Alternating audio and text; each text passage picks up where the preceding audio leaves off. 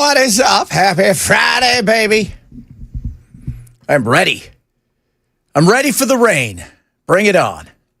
Gonna be a lot of it. There is, man. Okay, so let's get this straight out in the open, man. Give it to us straight, baby. Give us the skinny. How nasty it's going to get. Well, flood watch the entire weekend. Risk of severe Wait storms. a second. Is this a swamp-ass report? No, this isn't swamp. Oh, This is just regular old flooding report. Yeah. Oh, Yeah, flood risk the entire weekend, and then severe weather risk the entire weekend, albeit low. Highest risk for severe weather will be tomorrow, and it's only a level 2 out of 5. So when we're talking about where's the flood risk? Where's the biggest? Everywhere. Everywhere. Whoa, Yeah. man. You know what would help us? Tuna boat. Tuna boat would help. It would help because we could be floating away. And you know what we could be? We could be part of those the redneck rescue guys. Redneck Navy. We could be saving people. That's right. As long as they have tuna. It is. I know it's going to get nasty out there. yeah. If you want to be rescued, that'll cost you one bluefin. One bluefin. You're correct. God, that's going to be. I was listening to Chris earlier today. He's like, it's the cancel weekend. Yeah, it is. I don't think there's going to be a lot going on outdoors. So stay in. And we shouldn't have to say this. Don't drive through big things of water. No, do not. Do not drive into water. Because then somebody's going to have to come rescue you, and that takes their focus off of rescuing people that are in much worse shape. Yes, because you've put yourself in a position that is not good. It doesn't take a lot of water. No. And that's the scary thing. It does not take a lot of water for it to move you to places where there's more water. And do you know how much of how much rain do you think we're going to get? I don't know. And the National Weather Service isn't really, they're not really reporting on that just yet. Any predictions? Let's see. It's going to be one of those weird weekends that tells us get ready for the flood. It's going to be 82 and sunny all weekend without a cloud in the sky. So like we missed that one. It could. And see, and you know what? Teresa Applin, she's going to come out and go, I told you guys they miss. Says up to 3 to 4 inches of additional rainfall on top of what we have already had is possible through the weekend. So an additional 3 to 4 inches. Man, that is and it depends. If it's just a nice, calm rain, we should be okay. But it's that thing where it comes and it drops 3.5 of those 4 inches in 20 minutes. Well, if it parks. Yeah. That's the other thing. Although I saw, the code red or whatever the hell it is, red code 49er on Fox when I was flipping around. They said that it's going to, there's going to be wind, but not so much of the fear of anything getting spinny. Yeah. Which is good. So is it going to get swampy with all this rain, or is the humidity going to be bad? I'm not really seeing that. No real bad humidity? Let's see here. Let's get back over here. High temperatures going to be in the kind of like they have been all week, mid-80s. Oh, that's not bad at all. So, yeah, I mean, the heat index may be a couple of degrees above what the actual temperature is. But, yeah, it looks like it's going to be cloudy most of the time. Okay. Good. Okay. Yeah, I like that. Well, it's good for naps because that's what he does. That's real good for naps. Well, that's what the weekend is for anyway. Naps. It's for doing stuff. Long naps. For cleaning out things. I mean, I'm sure you got a lot of stuff on your plate this weekend, Ken. A lot of work. No, I don't. Maybe cleaning some stuff. Maybe he has the maid do it. He does have the maid do it. You guys have no idea. Yeah. She comes over every week, and I'm just like, what's up with this maid? Yeah. It's like, I'm sorry, guys. This is how I roll. Can't help it. I'm like, I get it. That'd be something. Did you see the new John Rose commercial?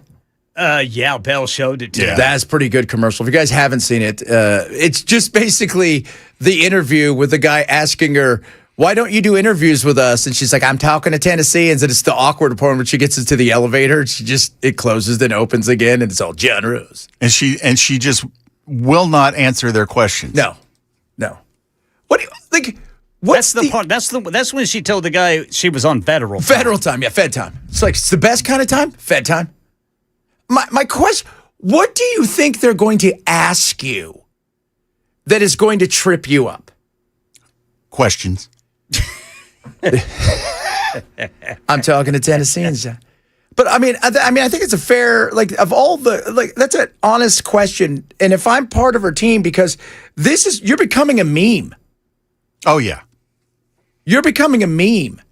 Well, she just can't deal with hard questions at all. If you're not going to softball her, she won't come on. That's why she hung up on Chris Hand, because Chris decided, I'm going to ask some real legit questions here. So, yeah. And the legit question was about weed. Okay, but it's easy to explain around in your position on such things. But it just... Are we sure that she knows what her positions are? No, because nobody's told her yet. I think that's the big thing. You know, I think, in fact, we're going to talk a little bit later about, I don't know if you guys saw this big thing about cannabis moms. What are they calling? They're calling them gardeners. Garden moms. Garden moms. And, it was all over the news today about this. And we've touched on it a little bit in the past. But when you listen to the doctors try to explain it, it is always as if there's nothing else available that would ever cause somebody to have a cognitive issue at all.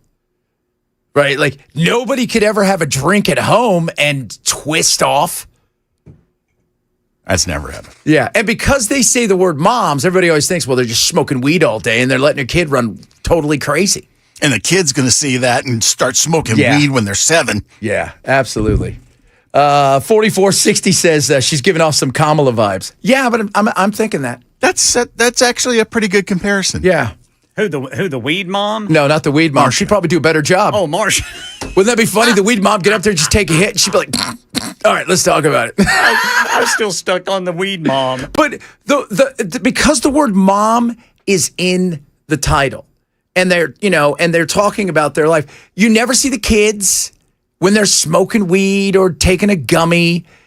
And the doctor's like, well, what we know is it doesn't do this, this, and this. And it's because who does those studies, right? Like, because here's the thing. I can find you a study for anything you want to support whatever it is that you're trying to sell.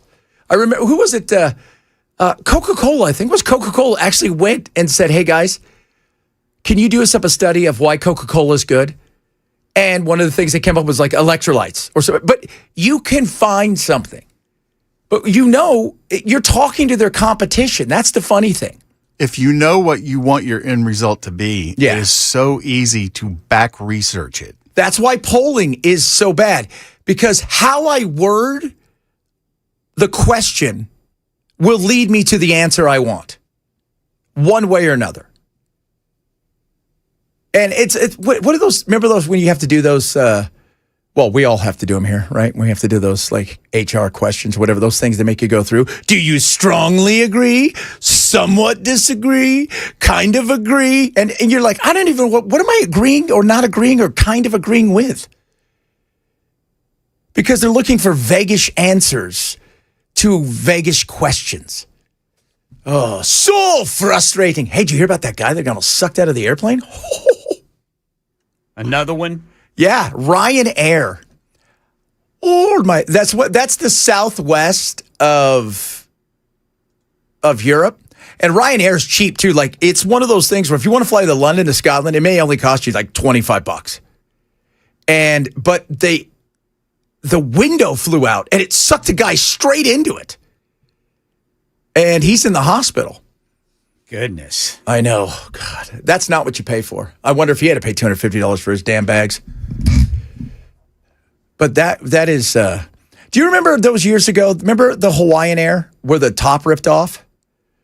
Oh, yeah. But the only person that died was the one stewardess who got sucked out. Yeah. God, could you imagine And that? when you look at that plane, it's like, how did this not go down? Could you imagine sitting there and knowing, okay, so far I haven't been sucked out. But we're far from landing somewhere, and I have a long way to go waiting for these chairs to give away and suck out. How terrifying must that be? Goodness. And when you finally land, you're like, I cannot believe I just survived that. Yeah, I better get some sort of voucher for this, and not on Hawaiian Air. Let you guys know. They all got vouchers, but they were for Frontier. Oh, yeah. What am I going to do with all my Frontier points? Is it Frontier? Who is Spirit? With all my Spirit points. Oh, was it Spirit that's gone? Yeah, Spirit's gone. I can't tell the difference. It is truly the Spirit in the sky. So it is. It is truly the Spirit in the sky. So much fun stuff to get today. Guys, I got some Bigfoot. Bigfoot, baby. All right. We got some Bigfoot news. We do. We got some Bigfoot news. And I saw a little while ago they released a bunch of videos from the UFOs. New dump here. Apparently, this is the fourth dump of UFO stuff. And I'm wondering how big this is. Is there some fun stuff here? And, of course, the Mitch McConnell thing. Have you seen the Mitch McConnell stuff? I know that you hadn't, Bell, but did you see the ambulance? No. Ken? Yeah, they took him away. His neighbor came out and started filming, and they're putting him into an ambulance. Are you sure that wasn't Bigfoot? No, because, that's the question. Which one do you think's alive, Bigfoot or Mitch McConnell? Well, we just need John Thune to call him again and reassure us. Reassure us. Yeah, because you never know, right? Like Mitch is doing things you guys have no idea. He's out doing stuff right now like you could not believe. Case in point, because the parodies right now are spectacular. Wow, keep it up, sport. Oh, hey, I was just talking to Mitch McConnell. He had to hurry back to his pickup basketball game. He dropped 40 in the first half. Wow, Mitch, way to go. That was Mitch McConnell again. He just parkoured onto a roof and then did a backflip onto a moving car where he then juggled chainsaws that were also on fire. It was so many of these out there. And there's a reason that here's the nefarious reason. The nefarious reason is if they can delay if anything is really wrong with them to after August 3rd, then there doesn't have to be a special runoff. So then the seat sits vacant if they can go to August 3rd. Now, Chad, they wouldn't try to do something like that. They would. And I'm going to tell you why, Ken. Because they're corrupt is why. Because they're corrupt. So that's the latest rumor is because one of the Republicans came out and said, I don't know if he's alive. He's like, what? Wait, you haven't talked to him for 20 minutes? There's no way. I thought they just passed the phone off to everybody in the Senate. Is that not what happened? They hand the phone over and you got 20 minutes. Yeah. Not anymore. No more. Don't ask for any more than that either. He's busy. He's doing calligraphy. So, and if he freezes up while you're on the phone with him, that does count against your time. Yeah. So this will be really interesting to see because at what point, even now, other Republicans who maybe don't buy the 20-minute thing are starting to ask some questions. So can he or can he not do the job? We'll find out. So much stuff to get to. They got a little Finally Friday sounds. World Cup back on yesterday. Not a shocker, by the way. You just, what are you going to, I don't even think, I watched the game and I'm like, I don't know if France is really trying. I feel like you're not trying hard enough. That was a close game. It was 2-0, but. Oh, I thought it was 1-0. No, it was 2-0. We were waiting. Okay. I could have played goalie yesterday for France. I didn't even know they had one. So it was definitely one of those things. You know, I told somebody today, it's like when you watch the Olympics and the first 3 or 4 rounds of the 100-meter dash, the guys that you know are going to be in the final, they run and they'll finish 3rd or 4th just to get into the next heat. They're not trying that hard. That's kind of what it's like with them. They're not trying that hard, it feels like. It's 1-0, and they're still doing tricks because they know at any moment in time, we can turn it on. So a lot of stuff. Spain's playing today. But tomorrow night, England versus Norway.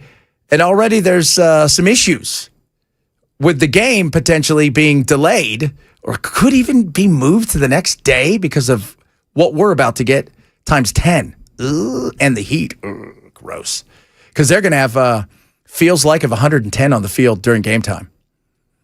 That is not a good thing. Yeah, they'll definitely need the hydration break then. Yeah, they'll need somebody better bring all of the oranges. I'll tell you that right now. All right, coming up, a little Finally Friday sounds. Got some Bigfoot stuff today as well. We'll talk about that more on the governor's race. And Oregon is doing something with data centers that is very interesting, and the rest of the country is going to start paying attention to this. I have a feeling. Chad Benso, Super Talk 99.7.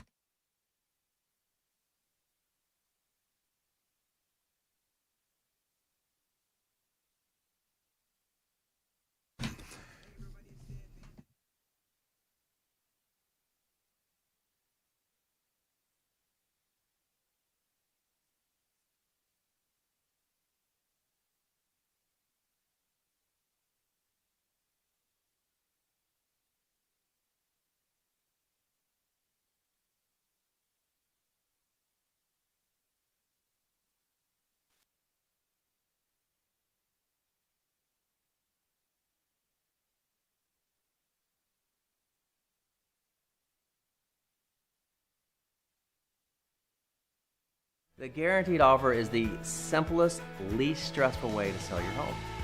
You go to our website, you fill out a quick form, we set an appointment, we bring you an all-cash offer. Literally, there's no lockbox on the front of your house, there's no showings, we pay all cash, we close in as little as 21 days, stress-free. We've helped thousands of homeowners just like you sell your home the hassle-free way with the guaranteed offer from Mark Spain Real Estate.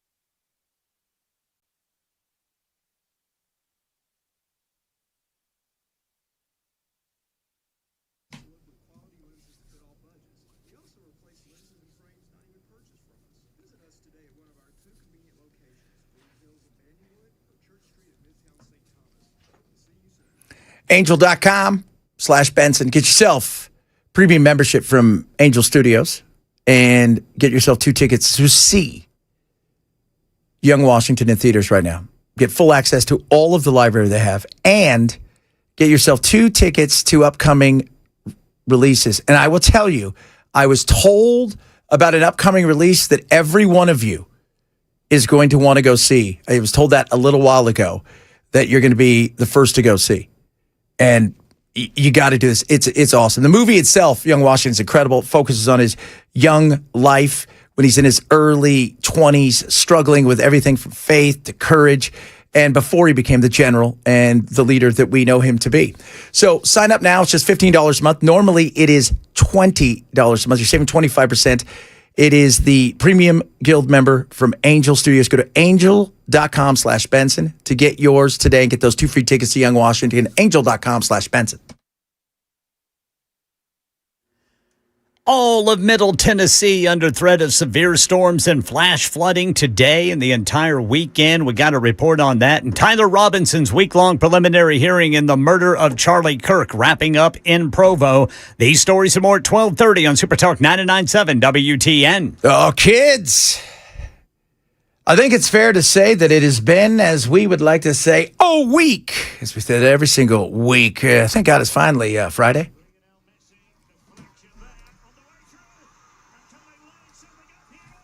Hey, it's Dan Mandis from Super Talk 99.7 WTN and Nashville's Morning News.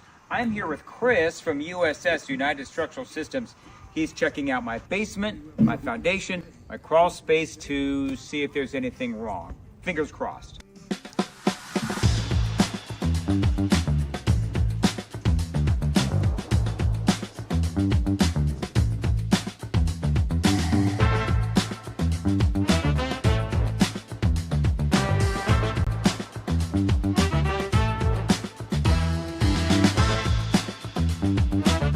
right, so there's good news and there's bad news. The bad news is we found some cracks in my basement wall. The good news, I've got Chris here who's going to walk me through the next steps. Yes, so unfortunately, your house has been subject to the pressure of the dirt. The hydrostatic pressure, heavy dirt pushes on foundation walls, and you got a little bit of what we call bowing. So that wall is pushed in a little bit. But we have a lifetime warranty solution for that. So we install, usually in a day or two, this can be done in most situations. We install carbon fiber straps, which keep the wall from moving inward at any point in the future. It's a lifetime warranty for anybody that ever owns this house. So it's a quick and routine thing that we do, but it yields some long-lasting benefits. It's a great selling point if you want to sell your house. Absolutely. Good thing about our warranties is they're not only transferable, like the contract says, they're automatically transferred when you sell your house. So you don't have to sign any paperwork or even send us an email saying that you sold your house. Warranty would transfer to the next owner.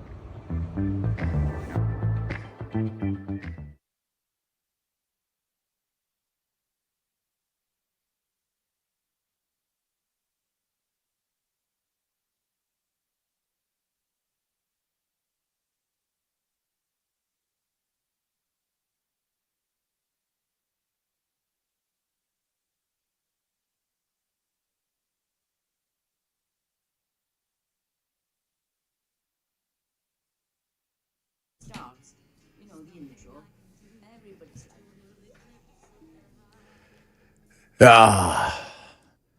Bonnie Tyler passing away yesterday, age 75 in Portugal. All the hits she had. I was still shocked last night. I was sitting there going, I can't believe Heartache. We forgot Heartache. What were we thinking, boys? By the way, you want the tweet of the day? Speaking of Mitch McConnell. Oh, I love this. Lay it on us. Thomas Massey. I spoke to McConnell for about 20 minutes this morning. He said we should end the war with Iran, quit giving aid to Israel, stop spying on Americans without a warrant, and he's really sorry about how my party turned out. I finally agree with Mitch. Yeah, so I feel bad. Somebody said, what about his family? I said, his wife left like 2 days after the incident. She's, think about all those people, right? Think about all of those people out there who voted for him, who have a right to know if your person is incapacitated. Would you want that in your pilot? Yeah. It's just, hey, if we just keep this going a little bit longer, we could fly the plane ourselves, which is the fear. Well, maybe he's on federal time. You know what? Look, the more I look at Congress and what you said the other day in the Senate, it's God's waiting room. It is. It's the Lord's waiting room. What was the percentage of people over 80? Was it like 23% or something? Well, there's like 24 members of Congress in both the House and Senate. Yeah, so they're that are over 80. It's just too many people over 80. Sorry. It's time for everybody to go. It is. And they are.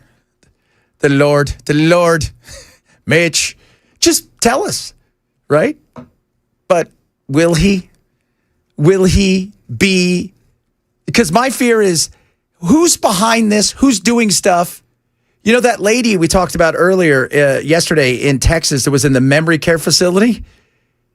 People in her office, like, crafted bills and stuff while she was in the memory care facility. It's amazing how comfortable these offices have gotten, either denying us information or just outright lying to us. Yeah.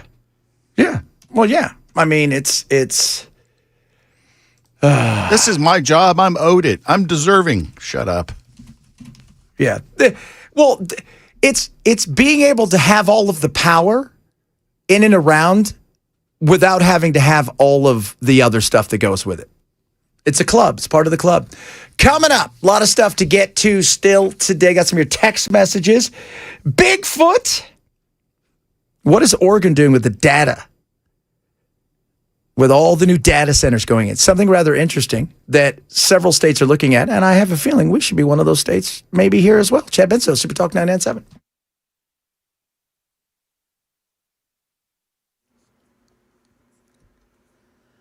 I'm Ken Weaver with your top stories. Right now, we got a crash in Nashville, and it is involving injury. Elm Hill Pike there at McCrory Creek Road. All of Middle Tennessee under threat of severe storms and flash flooding today and the entire weekend. Morgan Norwood says severe weather elsewhere caused some headaches for air travelers. An Air Canada plane sliding off a rainy taxiway in Montreal. We were skidding, and next thing I knew, there was smoke and grass and dirt right next to the window. No passengers were injured. Air Canada and Canadian transportation officials are investigating. More than 1,000 flights canceled and 9,000 delayed Thursday, grounding flyers. Yeah, highest risk for severe weather here in Middle Tennessee will be tomorrow, a level 2 out of 5. Full forecast coming up in 5 minutes. Tyler Robinson's week-long preliminary hearing in the murder case of Turning Point USA founder Charlie Kirk's wrapping up in Provo. Yesterday, a video showed Robinson's former roommate and lover, Lance Twiggs, telling investigators about his interactions with Robinson after the murder. I just asked him in person if what he said was true the night before, and he said it was. I started crying a little bit and said he wishes he hadn't done it. So Judge Tony Graff says he'll decide by September 1st if it goes to trial. Prosecutors are seeking the death penalty.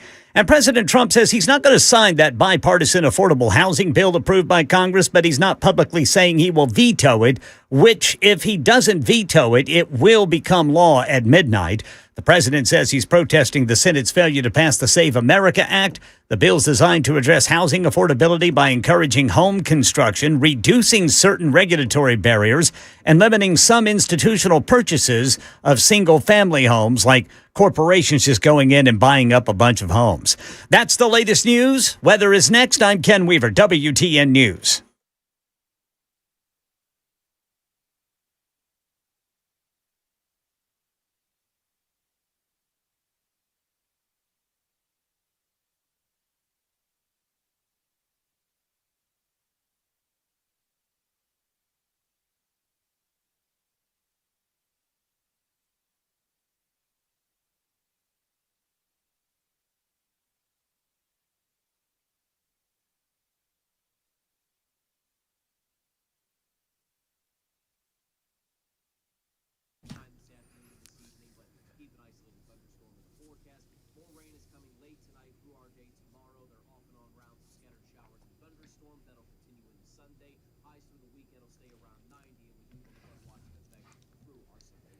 You guys need to write this number down for USS, United Structural Systems, now, 615-488-7855, because you need them to come out, make sure that everything's good. That those cracks, those areas that maybe you've had issues with water before, that your foundation, before it gets bad, we're going to be saturated over the next several days, and you want them out there to make sure that you're taken care of, because it is your home. It is the greatest investment for you and your family, and they're dedicated to making sure that they take care of that for you. It's absolutely free to have them come out. They'll take a look at everything for you. They're not going to charge you anything, and they're not going to sell you anything you don't need. Plus, they got great payment options all this month. 10% discount when you pay in full, or fix it now, pay later for 18 months, no payment, no interest. Or you can choose 36 months, no interest, with low payment option for qualified home buyers.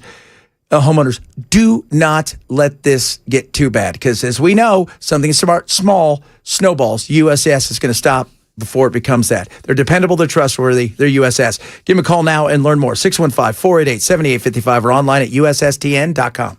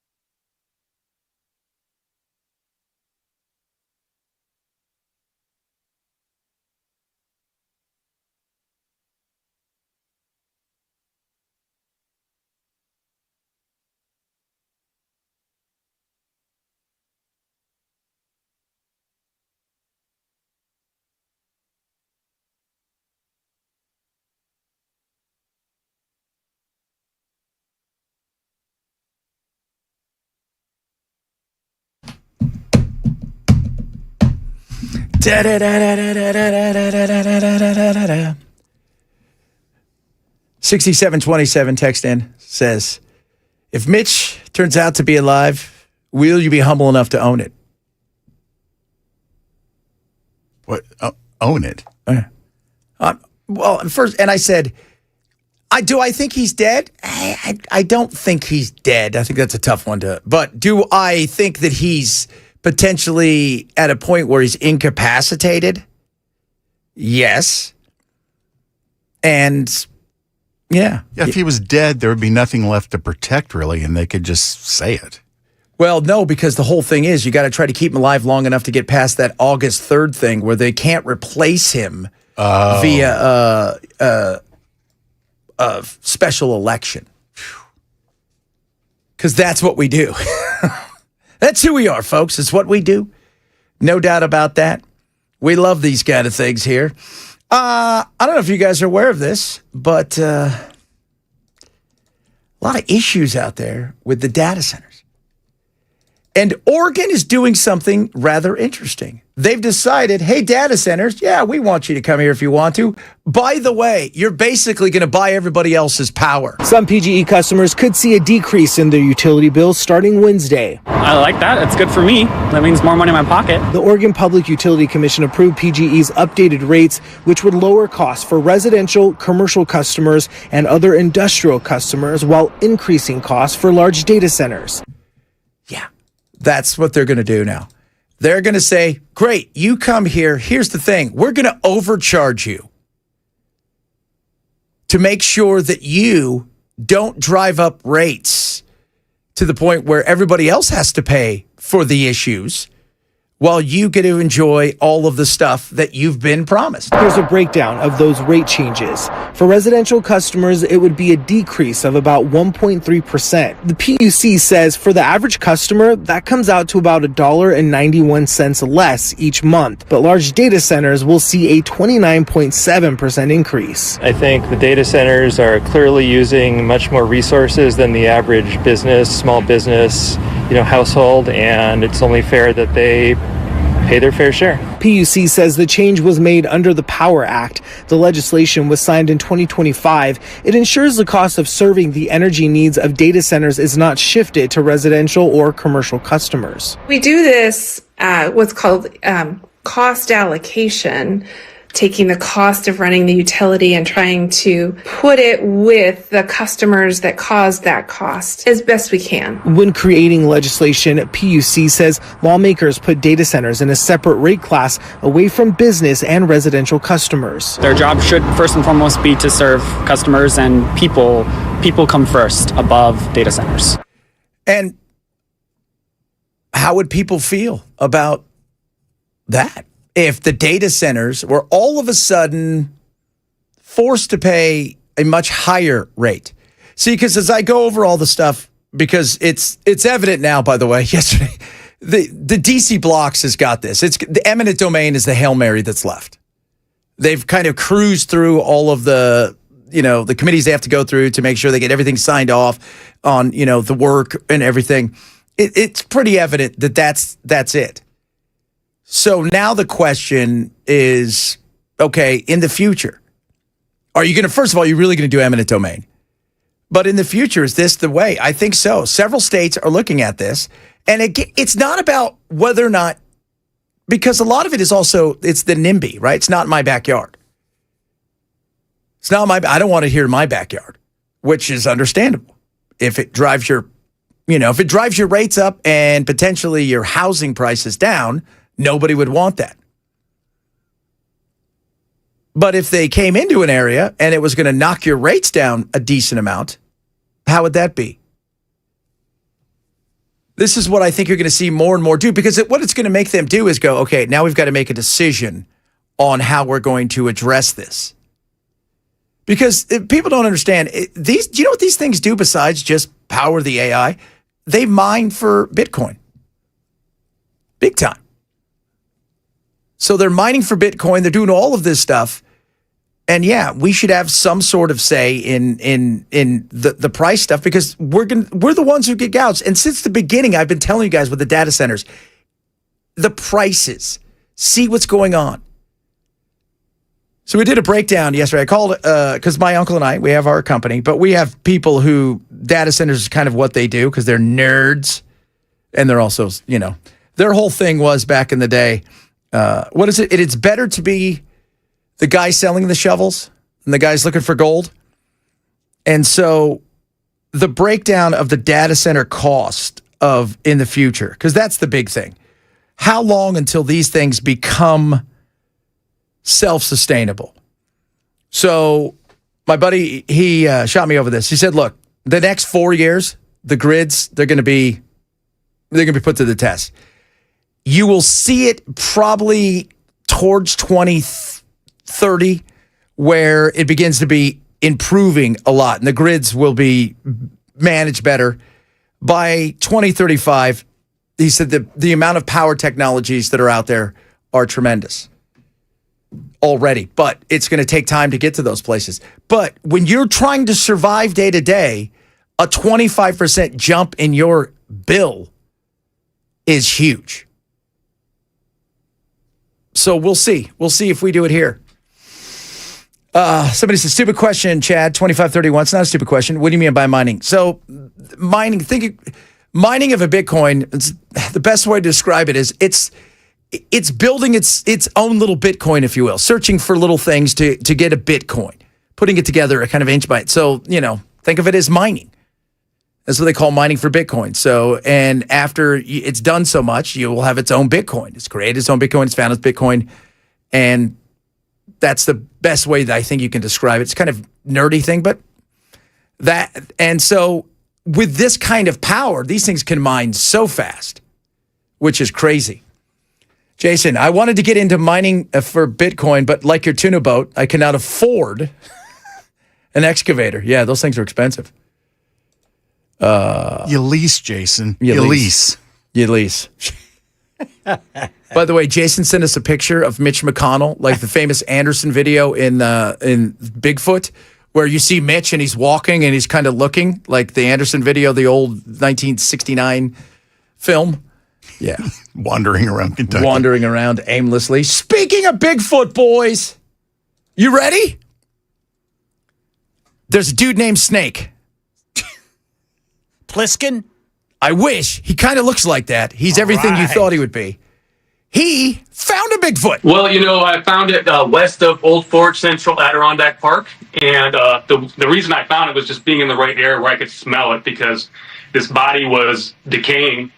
And I just followed my nose deeper and deeper and deeper until, bam, there's this 8-foot-long, 300-pound specimen in front of me. And this thing was sitting in a poison ivy patch and just was absolutely disgusting. And based on what we figured out, this was dead probably about 2 days when I had found this specimen, okay?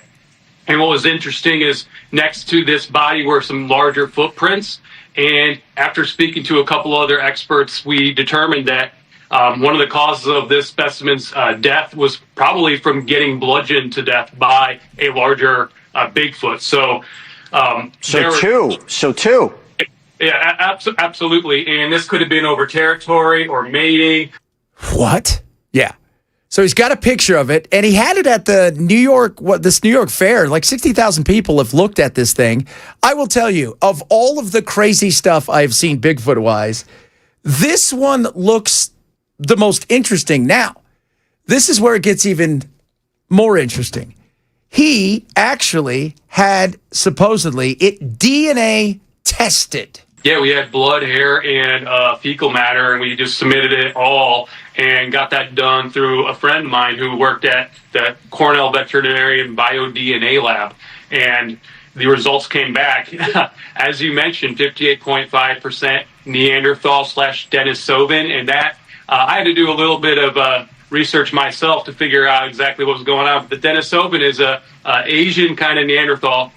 It's mixed with 41.5% human, and some of that's indigenous. So at some point they did cross over the Bering Land Strait and have been in the Americas. So what we have there is, a very dangerous, aggressive. We know they attack each other, and they could definitely attack and her humans.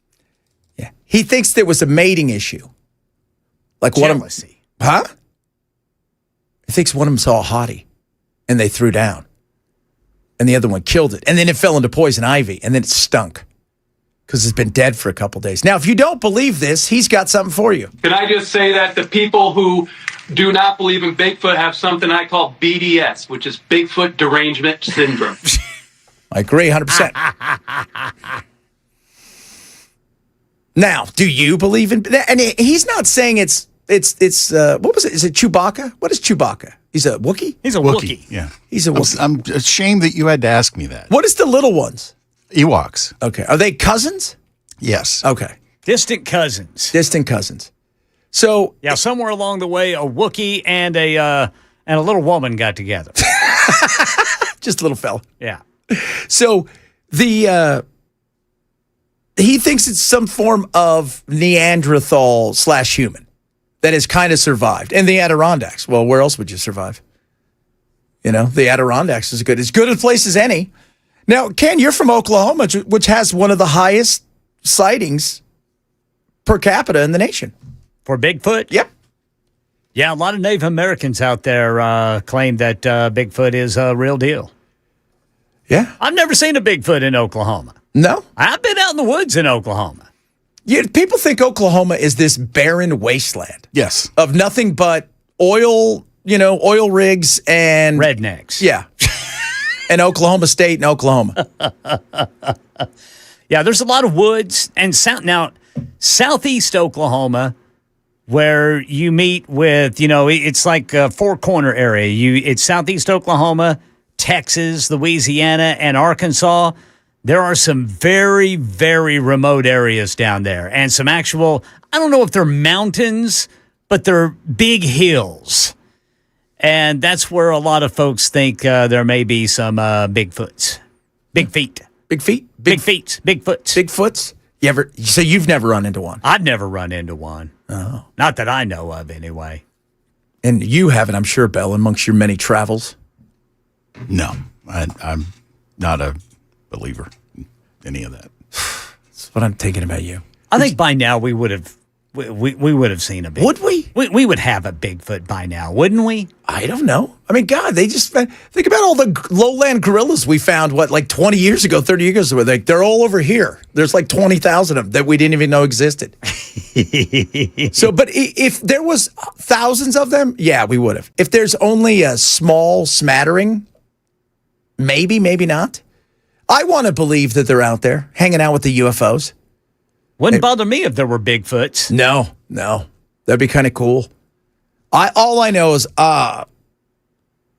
we came into some sort of weird contact when I was a kid with something out in Olympia, Washington. Oh, yeah? And to this day, it's the most terrifying thing that I've ever been through. What was it? So we were going fishing. So I was probably 10 or 11 with my little cousin, my dad, and my uncle. Now, my uncle's a Vietnam vet, crazy, no longer with us. My dad, a bad mamma jamma of a human being. And we were strapped. And it was an area where it was a friend of my uncle's, and he had thousands upon thousands of acres. And you could just, he'd say, hey, go out and fish in any of my land. So we walked for about 45 minutes to an hour. And we got out. I've never seen, as a kid from, the mean streets of LA, I'd never seen like this kind of wildlife before. We got to an area, Ken, where deer, everything you could think of was out there. And we heard the loudest two screeches of no animal to this day I have ever heard of in my life, and the most putrid smells. And when Interesting. And I looked at my dad and my uncle, and, these are people that you don't mess with. They look terrified. Interesting. And they said to us, we hadn't been there more than 5 minutes because all the animals disappeared. They said, get your stuff, we're leaving. And we left. And the smell made me want to vomit. So it was terrifying. Terrifying. All right, speaking of terrifying, his name is Bell. He's terrifying because his knowledge of sports ball is second to none, and he will deliver sports ball information straight ahead. Chad Vance, Super Talk 99.7.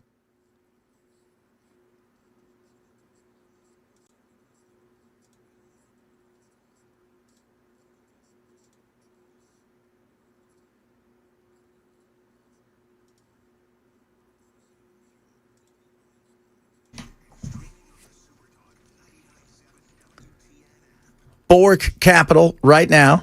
Sign up free for their Market Blind Spot webinar. It is happening Thursday, 23rd, 5:30 our time, absolutely free. They're going to show what's going on in the markets, what you potentially should be worried about, because there's a lot of things underneath the surface, and that's where stuff starts to happen. It's the bubble about to pop with AI, what's going on geopolitically. Totally free for you to sign up with. Go right now.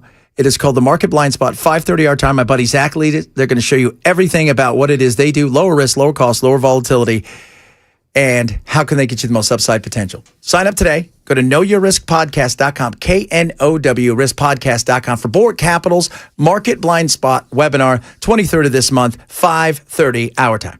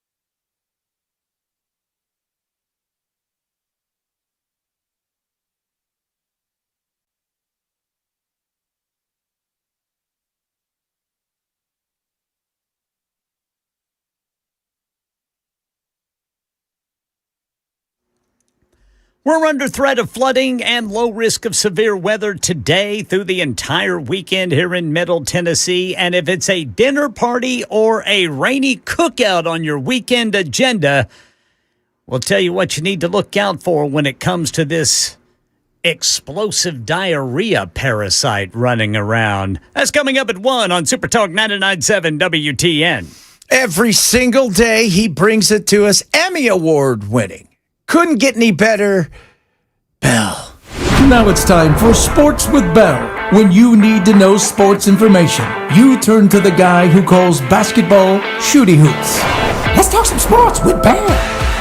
Yeah, baby. What you got for us today, Bell? I have a question for you. Okay.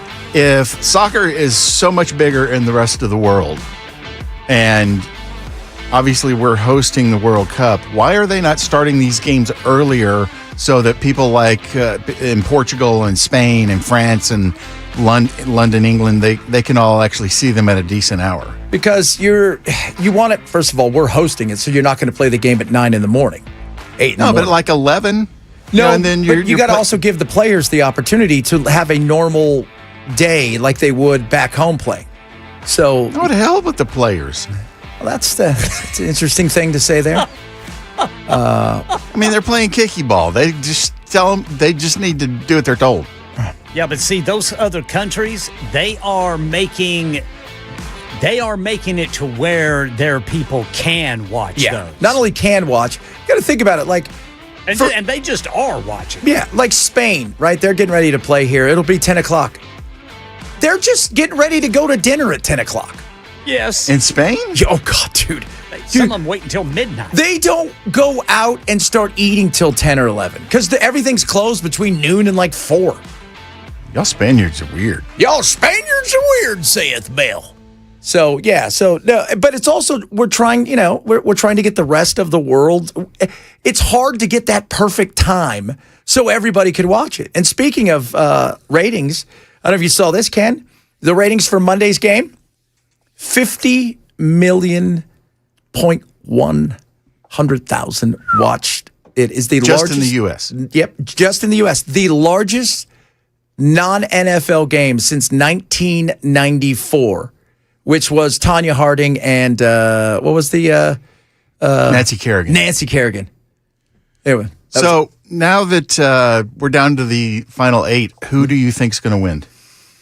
I think today you're going to see Spain win. So I think it'll be France and Spain, and then I think you're going to see England win against Norway and Argentina, and then it's going to be the battle of the Puffins because they fought over the Falkland Islands, and they don't really like each other to this day. They still have issues. So I think you're going to see it coming out of that. If England wins, I will guarantee you there's going to be tickets that go for $1 million if they have a chance, if they're in the finals. Guaranteed. Man. Coming up, hour number, is it 3 or 2? 2. You're getting ahead of yourself. Hour number 3, straight ahead. Chad Benstow, Super Talk 997.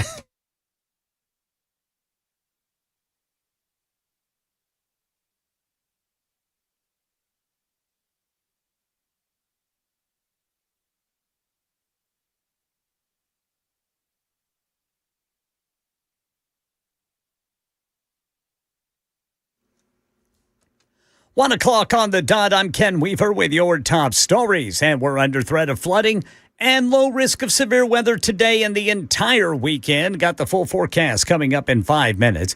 It's been a rough week elsewhere in the weather. Here's Morgan Norwood. Millions in the path of severe storms and thousands of flights delayed or canceled as wicked weather wallops the East Coast. Torrential rain and flash flooding swallowing parts of central New Jersey. Up to 3 inches of rain falling an hour, inundating roads, making many of them impassable. Drivers caught off guard, stranded in the high waters. Several people had to be rescued. Yeah, forecasters say 12 inches fell in Iron County, Missouri in only 7 hours, which created a flash flood emergency. Well, if a dinner party or a rainy cookout is on the weekend agenda, you'll want to take extra care to avoid a parasite that's making life miserable for people in Tennessee and at least 17 other states. ABC's Jim Ryan. The CDC is trying to trace the source of the cyclosporiasis that has sickened over 1,000 people in Michigan alone, but with cases reported in 17 more states. The best way to avoid the fatigue, stomach cramps, and severe diarrhea that comes with cyclosporiasis is to thoroughly wash your hands before preparing food and to thoroughly wash the fresh produce you're preparing. Yeah, this outbreak has at least one fast food chain, Taco Bell, pulling tomatoes, lettuce, cilantro, and raw onions from its menu in hard-hit Michigan. Tennessee has reported cases of cyclosporiasis in recent years, and the state has been included among states affected by this year. And cannabis mom videos going viral. Addiction experts weighing in. ABC News chief medical correspondent Dr. Tara Nerula spoke to a so-called garden mom. We're using this as a tool. Texas mom of 2 and content creator Rachel Gibbs says cannabis doesn't check her out of motherhood, but rather helps her to check in and quiet the static in her head. And she says its impact on parenting her 3- and 5-year-old kids has been tremendous. I can get down on their level. I have more patience. It's calmed the nerves down. Videos tagged by so-called canna moms or garden moms have racked up millions of views across social media. Addiction specialists suggest it shouldn't be thought of as a harmless alternative to alcohol. In a social media post, President Trump says he will not sign the housing affordability bill that's due to become law tonight unless he vetoes it. ABC News national correspondent Stephen Portnoy. The 21st Century Road to Housing Act would exempt certain projects from environmental reviews, expand financing for affordable housing, and restrict large institutional investors from owning more than 350 single-family homes. It passed in both houses with scant opposition, but President Trump says he won't sign it, quote, in protest of the Senate's refusal to pass the voter ID and citizenship requirements of the Save America Act. If he doesn't veto the bill by midnight, it will become law without his signature. That sort of thing hasn't happened in nearly a decade. That's the latest news. Weather's next. I'm Ken Weaver, WTN News. Hey, this is Pastor Al, and join us on Super Talk 99.7, Sunday evenings from 7 to 8. We're going to look at the news from a biblical perspective.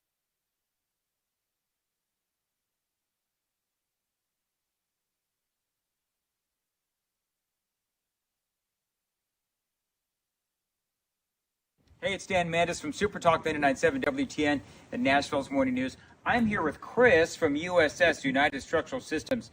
He's checking out my basement, my foundation, my crawl space to see if there's anything wrong. Fingers crossed.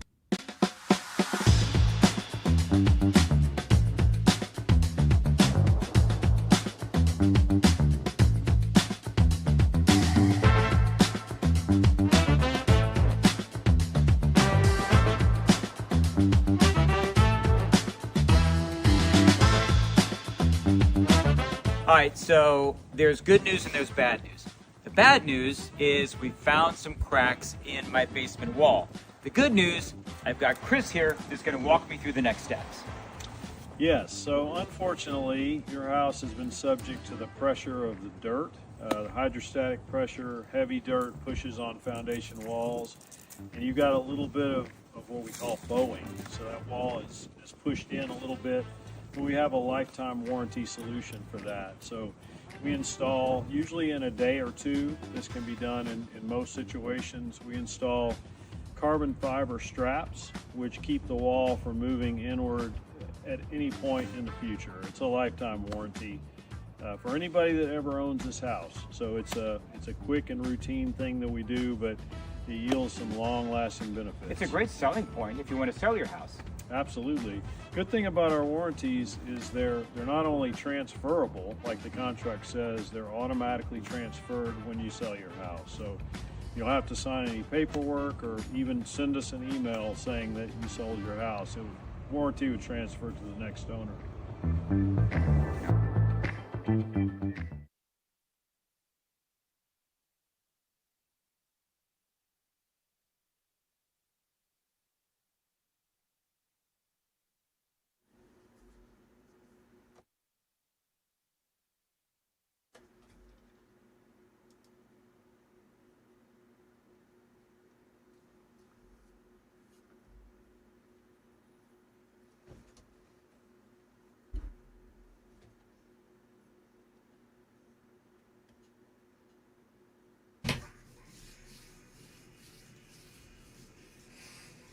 It is a stormy weekend ahead of us, boys, girls. Maybe. Probably. I will tell you this, Ken. I'm sure your TV's out. Is yours out, Ken? Yep. Well, Mine's no, out? I've got antenna. I've got it on the rabbit ears. Got some of the foil on it. Yeah. So where it picks up the best stuff right there. It's almost like it's 1979. That's right. So, and the lights have dimmed in here. What's going on? I'll tell you what's going on, man. It's happening. It's the UFOs. They're here. But it's also the rain, potentially, sort of, kind of. And we have got the breakdown. So we're expecting flooding just potentially this weekend. Yeah, there's a risk for flooding. Flash flood watch through Sunday. Very low risk of severe storms today, tomorrow, and Sunday. Highest risk will be tomorrow. It's a level 2 out of 5. So just something we got to watch. Everybody in Middle Tennessee is going to get something sometime, and we'll be watching it. Right now, we got a severe thunderstorm warning down around Chattanooga. Ooh. What do you think about that? That is, that's going to... They got 60-mile-an-hour wind gusts. Thunderstorm located near Chattanooga Valley or 11 miles east of Trenton. It is moving east at 35 miles per hour. Holy mother And of it's about goodness. 100 miles southeast of Nashville, so we don't have to worry about it. Yet. Just got to always say yet. Because you never... Yet. Because it's nature. Yet. By the way, check this out. So I'm looking at the breakdown of the temperatures and stuff. Some of these things are crazy. It just...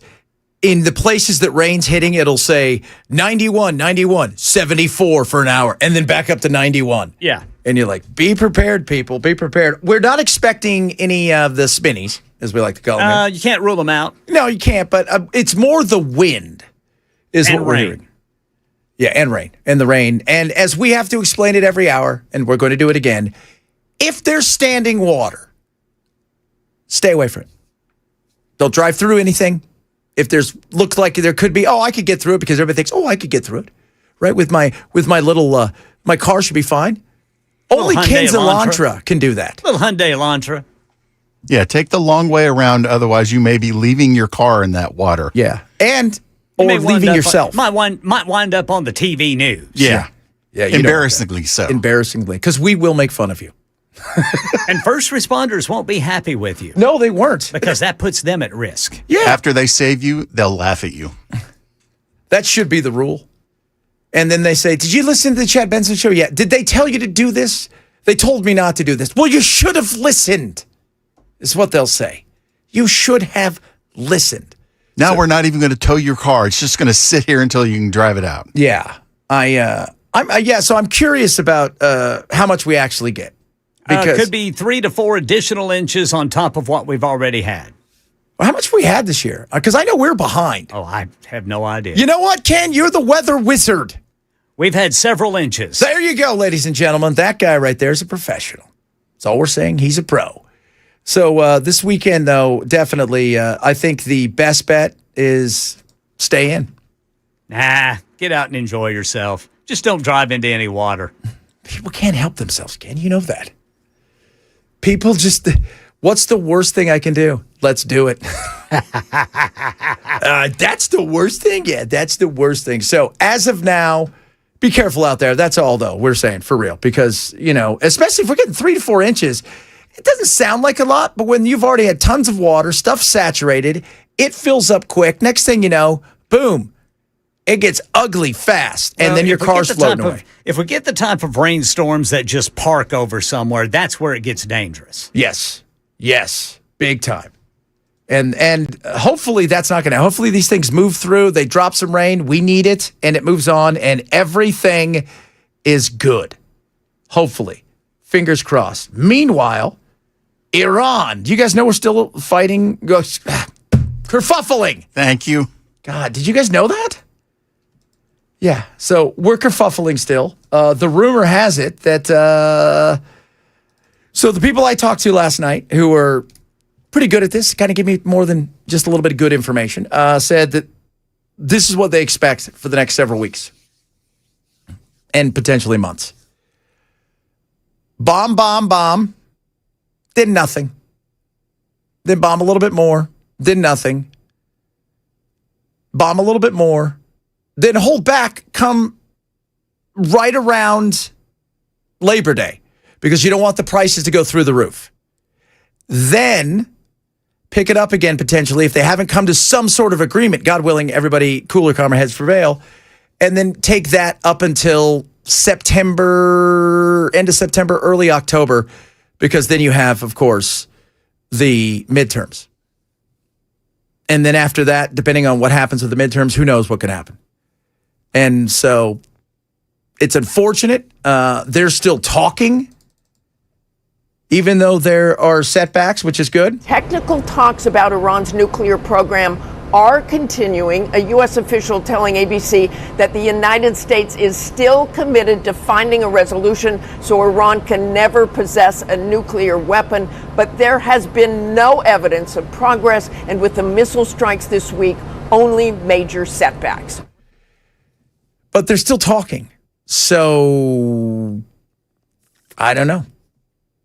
I know the gas prices are, did they jump? Oh, I know they jumped yesterday. What was it? We came on the air and the Ken told us what it's like 8 cents it went overnight. And then by the time we got off the air, Ken's like, oh, guys, it went up another 5 cents. Yeah, we're up 15 cents since last week. Sweet mother of... Here in Middle Tennessee. Ken, you should have went yesterday to get gas. Oh, I'm down to about a quarter of a tank, and I'm regretting it. Yeah. And I don't want to stop on my way home. I'm afraid I'm going to be late for home. Because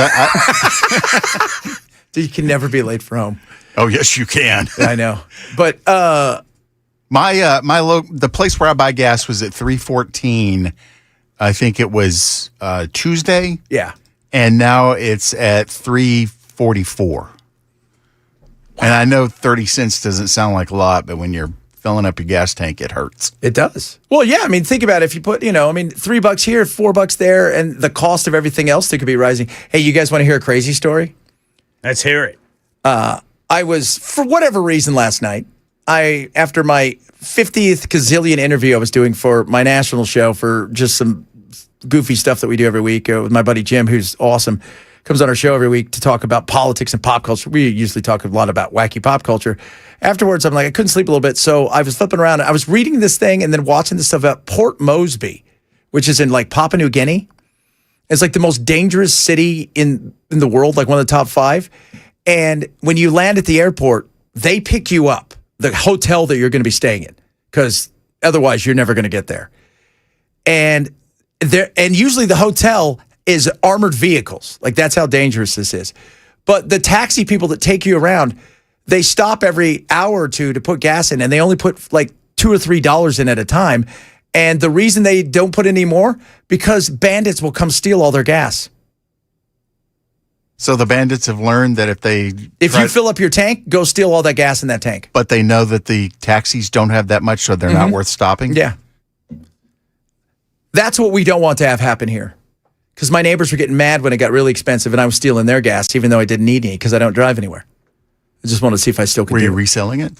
No, I just want to see if I could do it. Where'd you store it? I just threw it on the ground. You could have given it to me. I could have, but I just wanted to see, right? I had to test myself. Can I still do it? Yes, I can. So, crude today, kind of steady. I think it's waiting for the weekend to see something that potentially, what's going to happen, what's not going to happen. And I think that this weekend, I don't, like I said, I think it's going to be fits and starts because we don't have a lot of stuff. Who knows? We keep getting told that they have nothing, but the last time I checked, they seem to have something. And we're hearing from our neighbors, if you will, our good neighbors that we're sharing their country with our bases. They're not thrilled because they're worried about this. And it's really not about the nuclear at this point in time. It's really mostly about who controls the Strait of Hormuz. That's a bigger deal because that's 20% of the oil in the world. And if they can shut it down at any given time, the shock they could put out there is tremendous. It is tremendous. So I think we're going to hit fits and starts over the next several months, which is, is it a forever war at that point? Kerfuffle. Is it a forever kerfuffle? Possibility is there. Do I think it's going to be? No. I think it's just going to be a little bit of hit here, a little bit of hit there, because for it to become a war, I think you have to have boots on the ground for it to become that kind of war that everybody's worried about. And if it becomes that, then, I have news for you. Gas prices are going to go up just a smidge. And you will be wondering, Chad, how did you siphon all that gas? Let me tell you. I did it like this. Does it make you want to buy an EV? No. Unless I've got the cash to buy it outright. Or the one thing about EVs that I've always wondered, it's like if you want to go, Nashville and go on vacation in Miami, you have to be able to sit and plot out where the rechargers are. Yes. You don't have to do that with gas stations. No, you don't have to do that with gas. And that was, do you remember, who was the, I don't know if it was Pete Buttigieg that did it or the undersecretary, where they tried to drive across the country and they couldn't. There was it was impossible. There weren't enough chargers? There just weren't enough chargers. Because if you don't pick the right, and here's the other thing, you could pick the right way. Are you sure all the chargers work? Because I know if I go somewhere and the chargers, if you go and you're like, oh, check this out, this gas station, you go and they've got that yellow thing on it so you can't get it because they're out of gas. You go across the street, they got a gas station. And if, by the way, all the gas stations are out of gas, once again, we're living in a dystopian, crazy world. But I've seen places when I used to drive back and forth between Phoenix and all the way down to get Jack in San Diego, there was really one place you could get on the 5, one place that you could get and charge your vehicle. And I would say out of the 100 times I did it, maybe half the time they were broken. And that's got to be just talk about a gut feeling, like with your phone when it gets down to 10% and the little red thing comes on and it dims. That's got to be that feeling right there when where else am I going to go? So, but for me, I always thought, geez, I could get a vehicle if I'm not going anywhere. Is Elon still building chargers?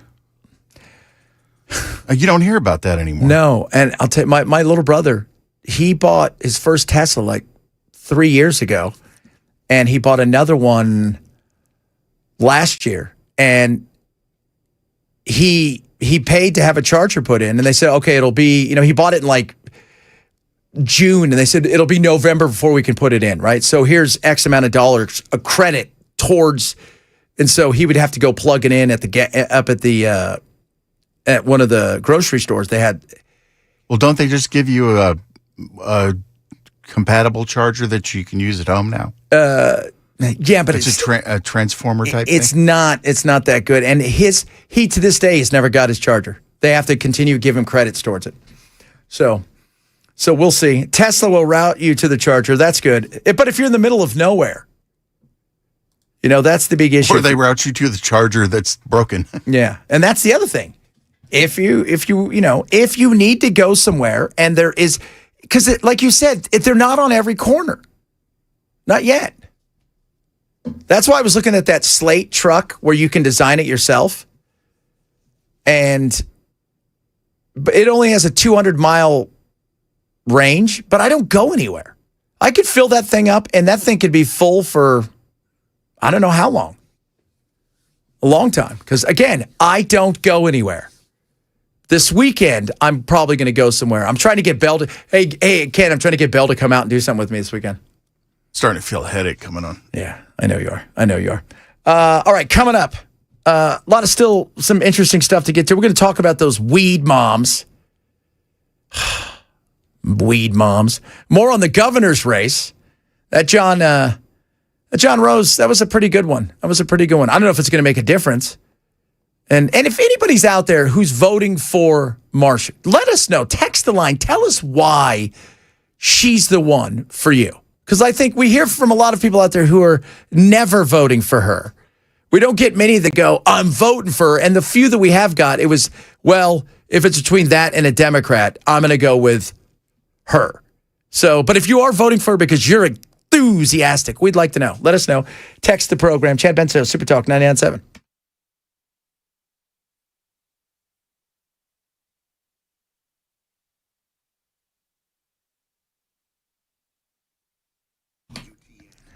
Oh, kids, Relief Factor is incredible. Let me tell you something. Relief Factor works every single day. I take it. Aches and pains in your joints and your muscles. I'm working out more because Jack was here and put a few LBs on because I don't know if you're aware of this. He eats nonstop. And we weren't working out as much as I like to. So I said, all right, I could get back at it. And so I was really hitting it the other day pretty hard. And I felt a little twinge in my back. You know what? Took my Relief Factor. Within about an hour or two, I felt totally fine. And thank you, Relief Factor. Naturally formulated. Right now, $17.76 for a 3-week quick start. It is made here in the USA. It's packaged here in the USA. And it works. It fights inflammation from the inside out. If you're sick and tired of being in just the normal, everyday aches and pains of joint pain and muscle pain because inflammation, try Relief Factor. You will feel the relief. Go to ReliefFactor.com and get yours now. ReliefFactor.com or call 800-4-RELIEF. 800-4-RELIEF for Relief Factor.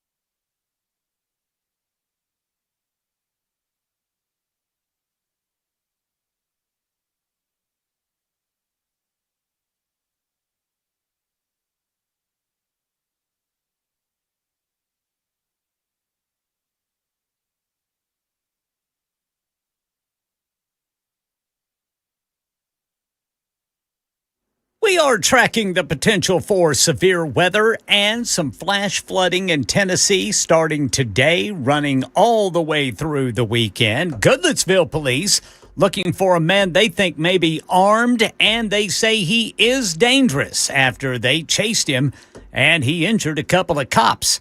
We'll tell you about that guy and other top stories at 1:30 on Super Talk 99.7 WTN. I think we can all agree that if we're generalizing, Gen X is the worst generation. Millennial here, and as an elder, I'd love to give Gen Z a little tiny piece of advice. You can screw with boomers, they might not even find your video. You can screw with millennials, we're too burnt out and tired to really care anymore. And you can mouth off to Gen Alpha, because they're children, what the hell are they gonna do? But under no circumstances do you with Gen X. Think of them like a hibernating bear. We tested the waters with them in the 2000s, and then by the end of the 2000s, we put them to bed. We gave them a glass of warm milk, some cookies, we sang them a lullaby, and we promised to wake them up if anything big goes on. But don't poke the bear, because if you do and you wake them up, millennials are going to step back, part like the sea, let them walk right through us straight to you. We will not help, because there will be no safe spaces. There will be no political correctness. It will be an everything goes, all out, fight to the death, and they will win. And they have the best work-life balance out of all of us. So they got time to you up. And most millennials, we're going to side with Gen X. So the advice is swing any other direction, but in the X direction. Yeah. I think that pretty much sums it up right there. We did grow up in a politically incorrect time, man. So politically incorrect. The worst, best politically incorrect time that you could ever think of. Nobody took it seriously either. No. And you know what? Right there, Ken, you said it. I had friends, that were black. I had two of my best friends growing up were Cambodian. They were actual boat people, Pol Pot, Khmer Rouge folks. The things we would say to each other.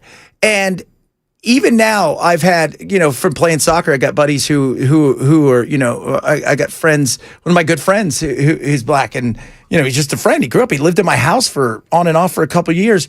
And when we would joke with each other, watching a younger generation freak out about it, and they say, I can't believe you'd say that to him. Well, because if I don't, then how do I show my love for that guy? Because he's my friend. That's just how we grew up. Yeah, we bust each other's balls because that's what we do. That's how we show our affection for each other. But if he calls me in the middle of the night and says, dude, don't ask questions, bring a shovel, I'll say, okay. I mean, it's different. They don't understand that. Man, like you said, man, nobody took it seriously. Nobody went home and said, you never guess. The guy was so mean to me. Yeah. I mean, if you got into a fight, you didn't think about killing the person you're fighting.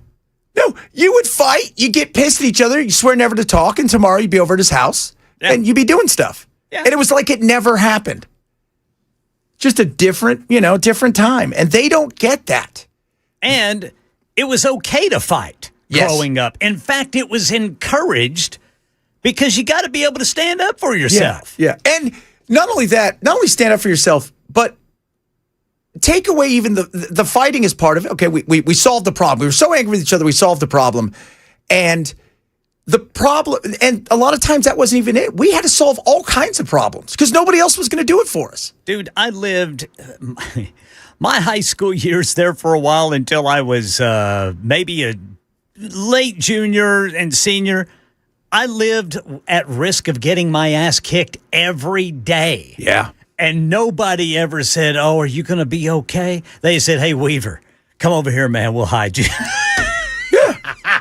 I mean, it was just part of life growing up. Remember one time a dude, this dude just always wanted to kick my ass. And I just never could figure out why. And then one time we're at a party and that guy's there and he's got me by the throat up against the wall.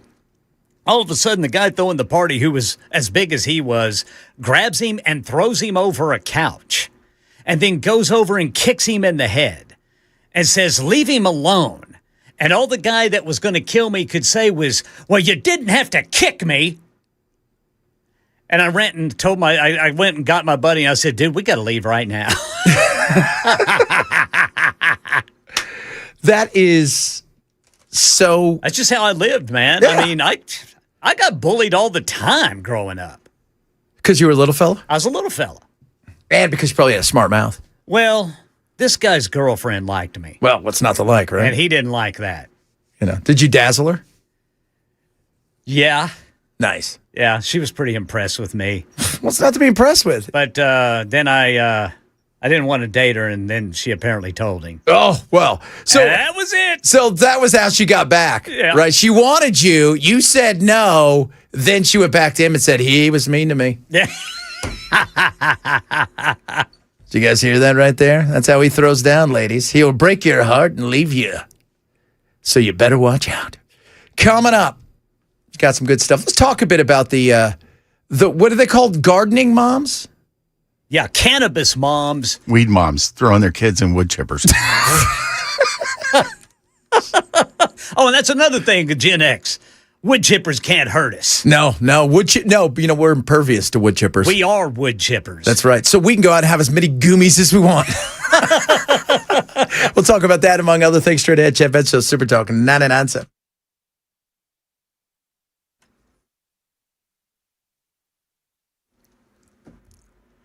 1:30 on the dot. I'm Ken Weaver with your top stories, and we're tracking the potential for severe storms and flash flooding today and the entire weekend, and not just here in Middle Tennessee. Many of these go through the weekend, and so all the way up to Pittsburgh, much of West Virginia, into southern Ohio and eastern Kentucky, well, the entire state of Kentucky under flood watch. We're not only going to have the flash flooding potential, but also some damaging winds. Yeah, so highest risk for severe weather in Middle Tennessee is going to be tomorrow. It's a level 2 out of 5. Got the full forecast coming up in 5 minutes. Right now in Middle Tennessee, Goodlettsville police are searching for 30-year-old Jordan Termaine Barbie after a pursuit involving a stolen vehicle this morning. Investigators say Barbie was driving a stolen black Jaguar XF that was detected by the city's license plate reader system. Police say he rammed a patrol vehicle when officers attempted a traffic stop, injured a couple of cops, and then took off. Authorities consider Barbie armed and dangerous. They urge you not to approach him. Just call 911 if you think you see him. He's described as a black man, 5'7" tall, approximately 230 pounds. He has an extensive criminal history in Middle Tennessee, including active warrants in Robertson and Montgomery counties. Tyler Robinson's week-long preliminary hearing in the murder case of Turning Point USA founder Charlie Kirk is wrapping up in Provo, Utah. ABC's Kana Whitworth has more from yesterday's proceedings. Agent Davis, an investigator reading text messages between the two. Tyler says, I had enough of his hatred. Some hate can't be negotiated out. I am sorry to involve you. And then Lance replies, you weren't the one who did it, right? And Tyler says, I'm sorry. Robinson turning himself in 33 hours after the shooting. So Judge Tony Graff says he'll decide whether prosecutors have presented enough evidence for the case to go to trial by September 1st. Meanwhile, prosecutors are seeking the death penalty. That's the latest news. Weather's next. I'm Ken Weaver, WTN News.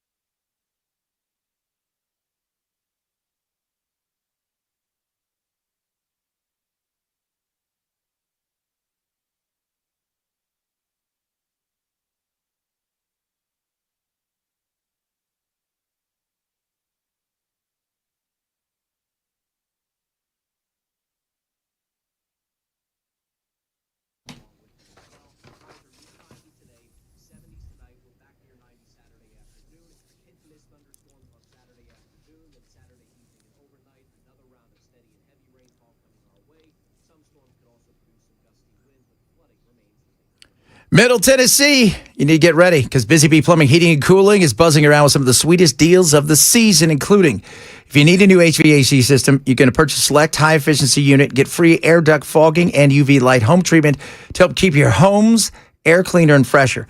Plumbing projects, and let's be real, sometimes you have those plumbing projects, and with all the flooding and the rain, you never know. You might need a new clean-out. They got everything covered for you. You're going to save $800 on a whole home water or drain line replacements, $500 off a Halo 5 descaler, whole home water filtration system.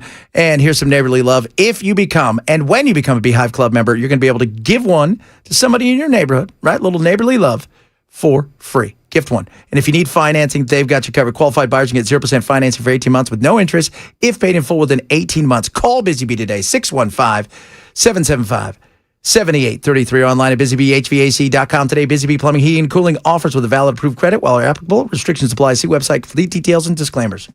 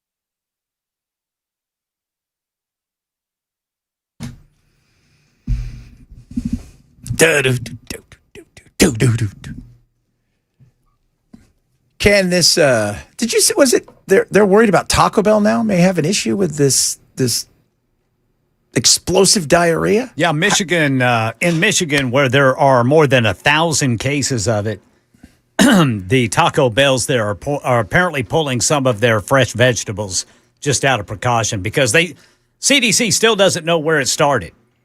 How would you tell the difference?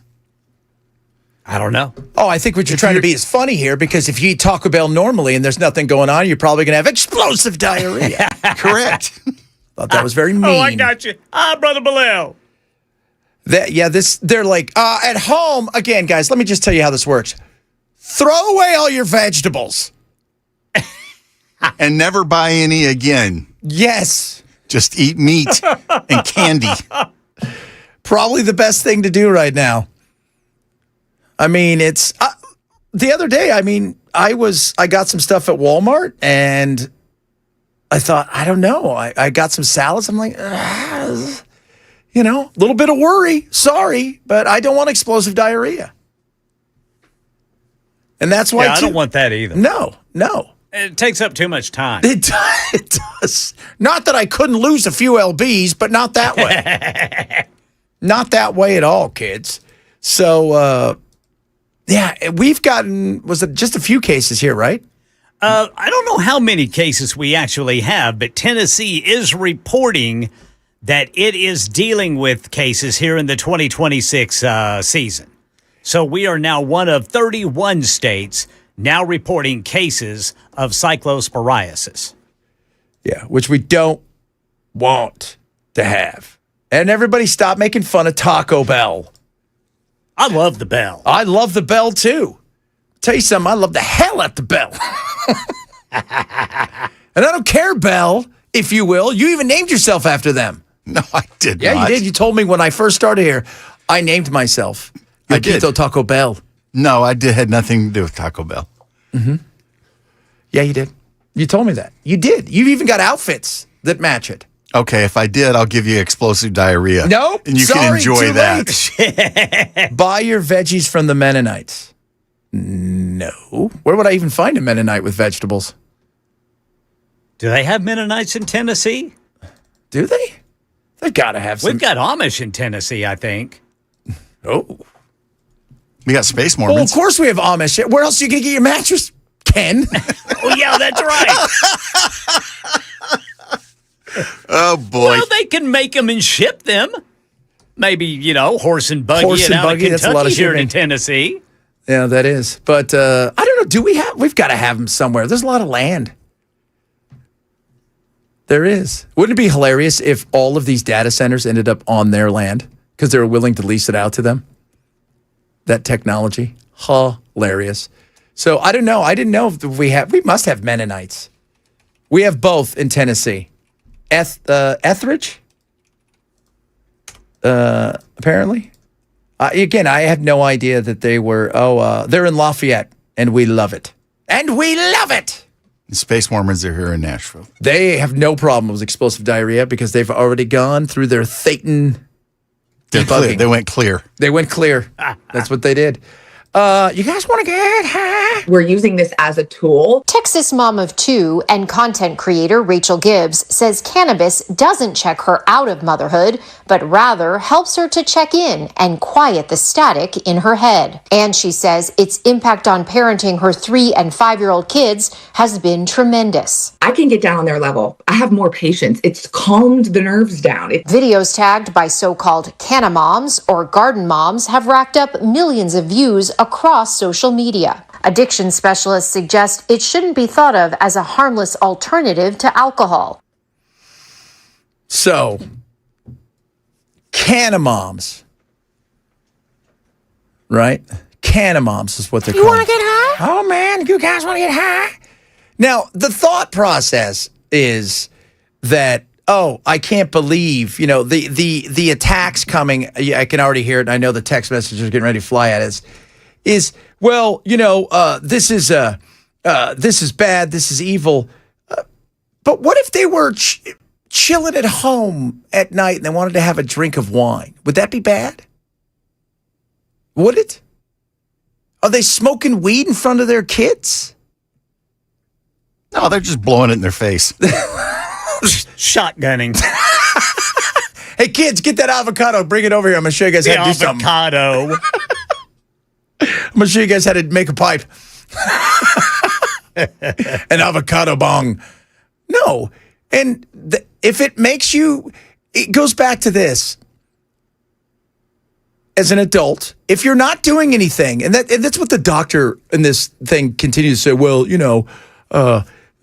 shouldn't do it around kids. And all these moms say that we don't do it around our kids. Our kids never see it. They never see it. Okay, that's fine. Then, like anything else, it shouldn't matter.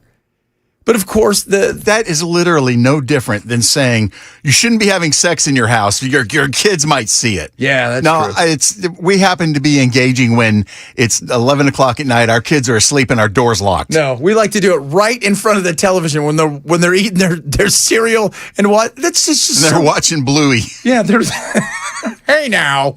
Someone is taking charge of the care of a young child or some children. They may need to engage in life-saving care, make emergency decisions, operate a motor vehicle safely, and the regular use of marijuana before engaging in those behaviors can impair your ability to do so. What about alcohol, sir? Or wait, better yet, what about, I don't know, any of the things that you could get at a place where a person with a long coat that tells you on there, don't operate a vehicle. What about that?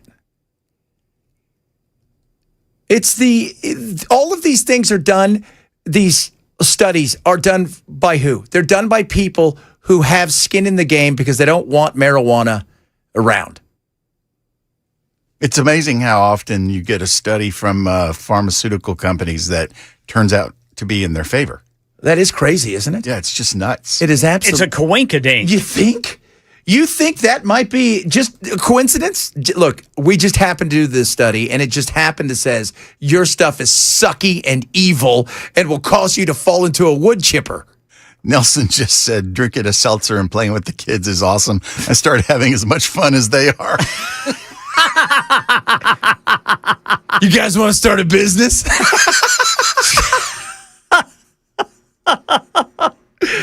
Oh, my Lord.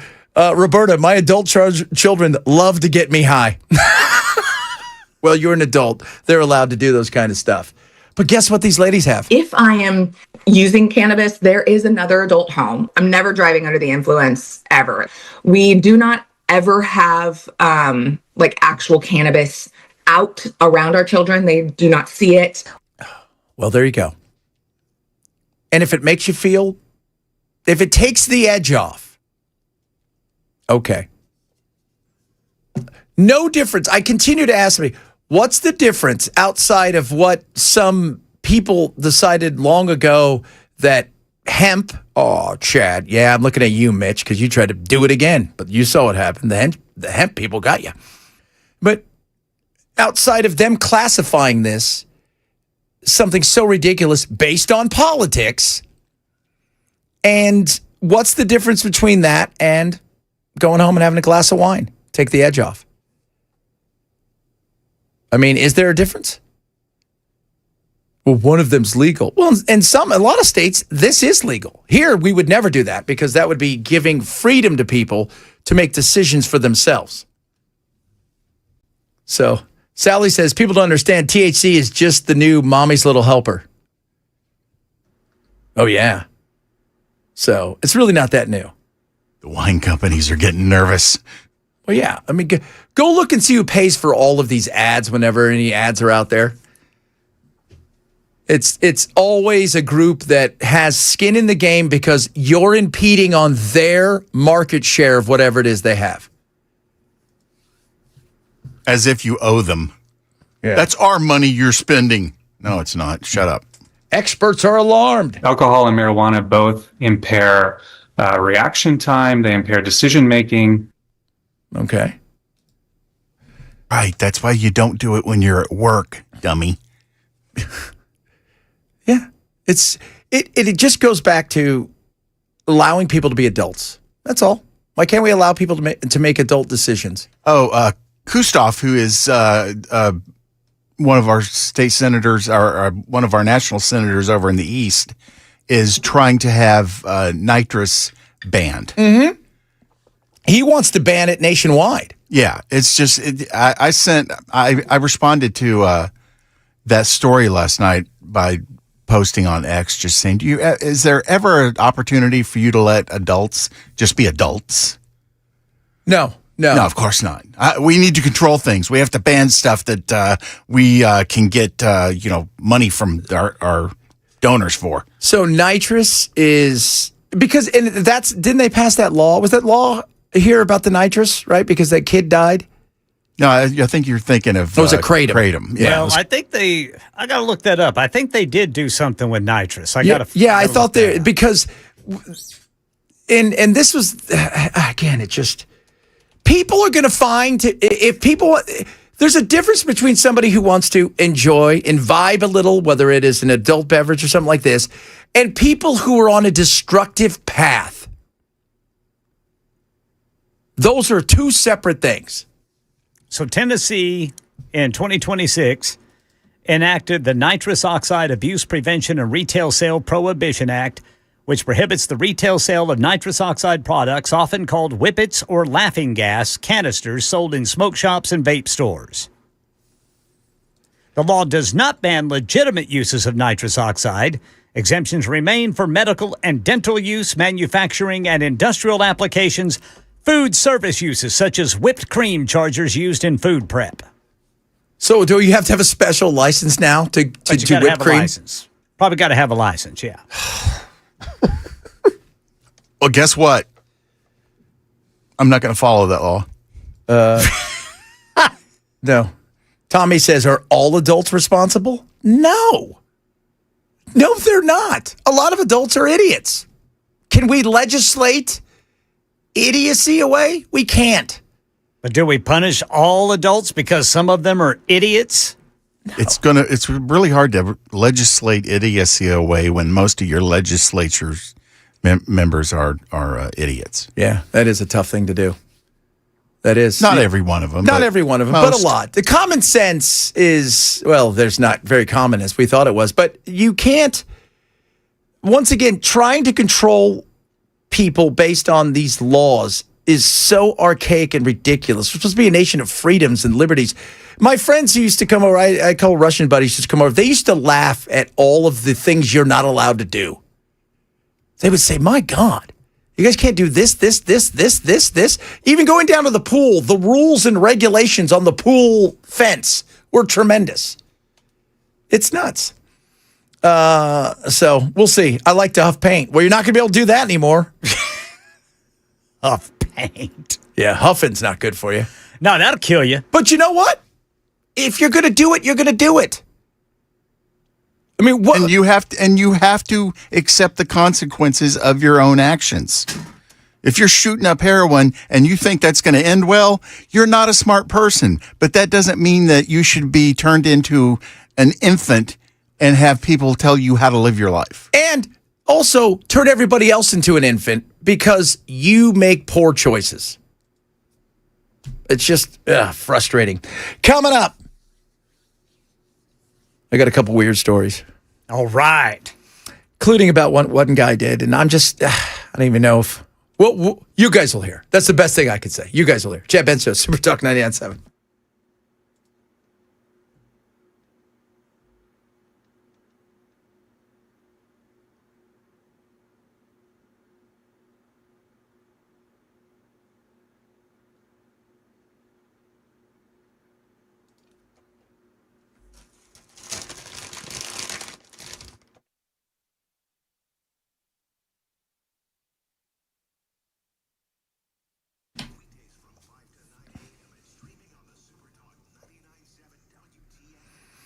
Bulwark Capital, my friends, have a webinar called Market Blind Spot. It is happening 23rd of this month. That's a Thursday, 5:30 our time. They're going to break down all of the things that people overlook. The global look in the marketplace, geopolitical issues, the AI bubble, and the potential of what might happen while everybody else is focusing on shiny things.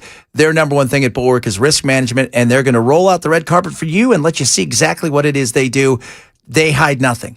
Lower risk, lower cost, lower volatility. What can they do to help you get the most upside potential in your retirement and investments? It is free for you.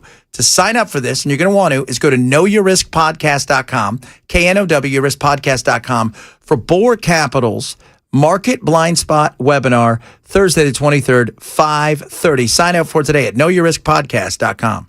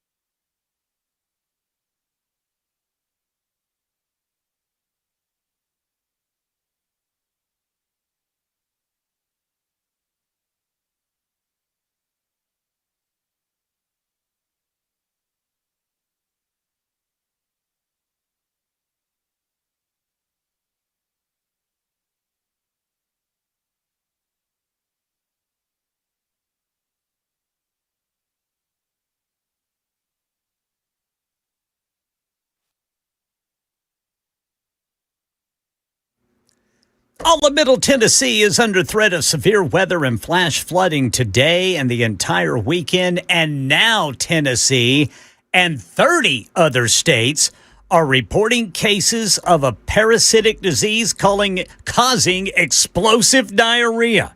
I'll tell you all about it coming up at 2 on Super Talk 99.7 WTN. Can't you do Nicompoops yesterday? Yeah, I didn't win, but we did it. Who won? Probably Jackson again. What was his? Did you do the guy in Indiana who started the fire? Jackson did. Yeah, with his genitalia? Yeah. You know, at any given point, think about how bad your life must be going. Right. When you wake up the next day and go, hey, you're charged with a felony of arson. Oh, man. Yeah. And you cut your wiener off to do it. Yeah. Because that was what you started it with. And I'm going to use a butter knife. I don't think he was doing well. No. How do you get to that point? Dude, I'm telling you. That, at first I thought, wait a minute, that can't be real. That can't be real. That's the first thing I thought.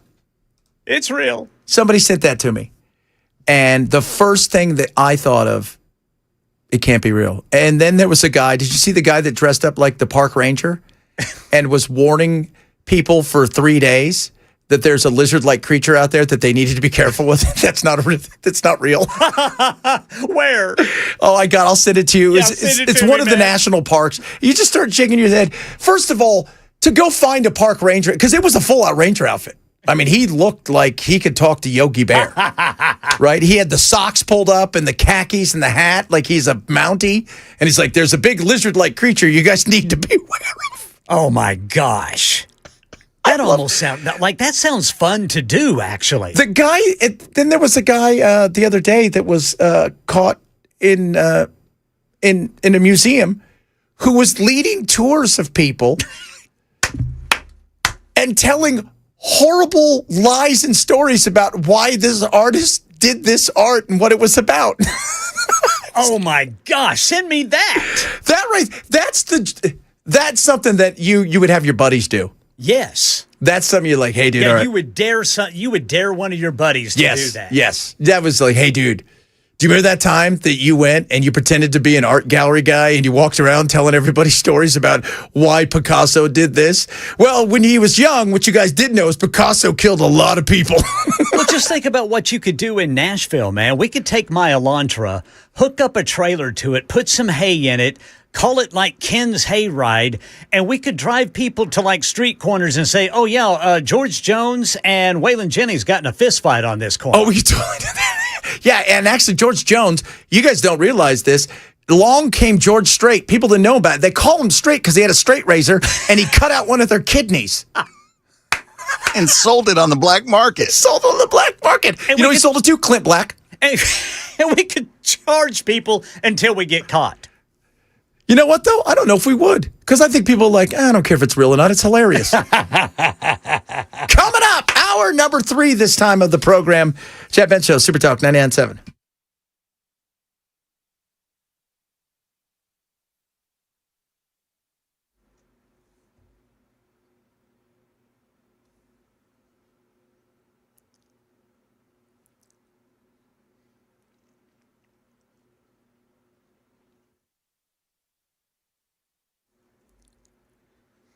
Two o'clock on the dot. I'm Ken Weaver with your top stories. All of Middle Tennessee is under threat of severe weather and flash flooding today and the entire weekend. And fingers crossed, what happened in Missouri does not transpire here. In Iron and Reynolds County, Missouri, they've got people needing rescue at campgrounds. They've had 6 to 10 inches of rain fall in just a couple of hours. So what's happening here, we have training thunderstorms, meaning they're rolling over the exact same area over and over again. So if you've already had 6 to 10 and now you're going to try to add 3 to 5 inches, that's a big problem. All right, so the biggest risk for severe weather in Middle Tennessee is going to be tomorrow. It's a level 2 out of 5.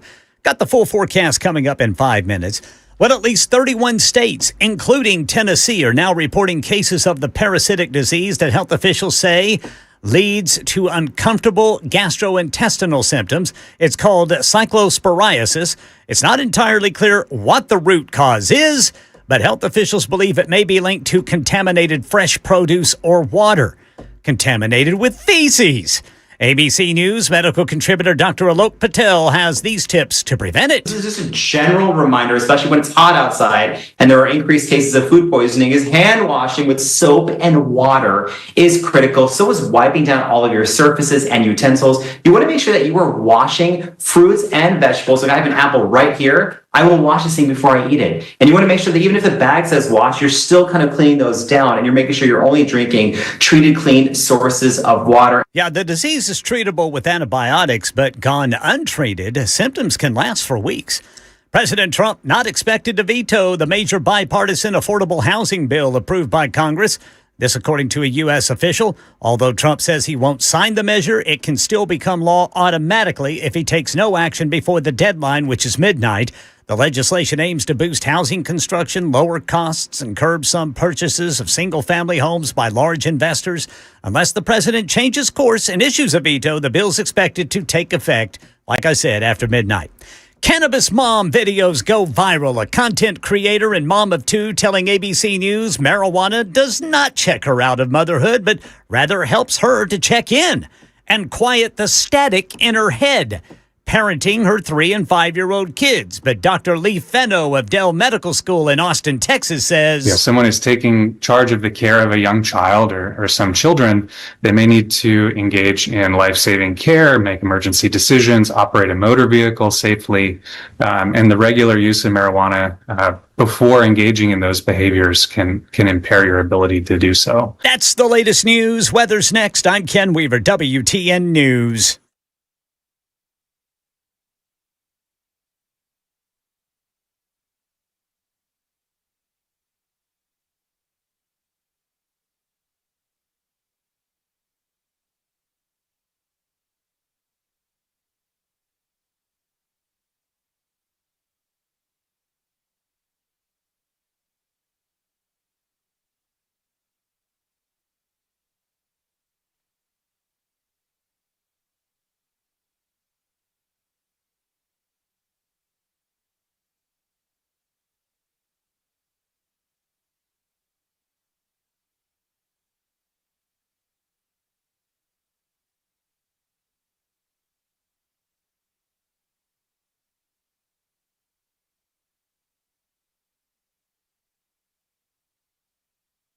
Hey, this is Pastor Al, and join us on Super Talk 99.7, Sunday evenings from 7 to 8. We're going to look at the news from a biblical perspective.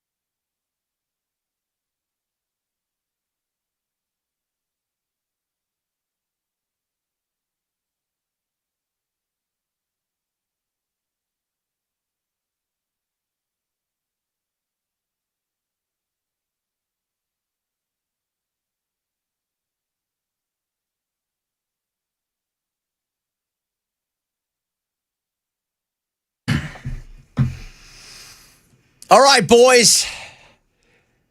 We got to come up a name for the explosive diarrhea, right? There's got to be a name for it. Just can't be, what do you call it? Cyclosporiasis. Yeah, we got to have a better name.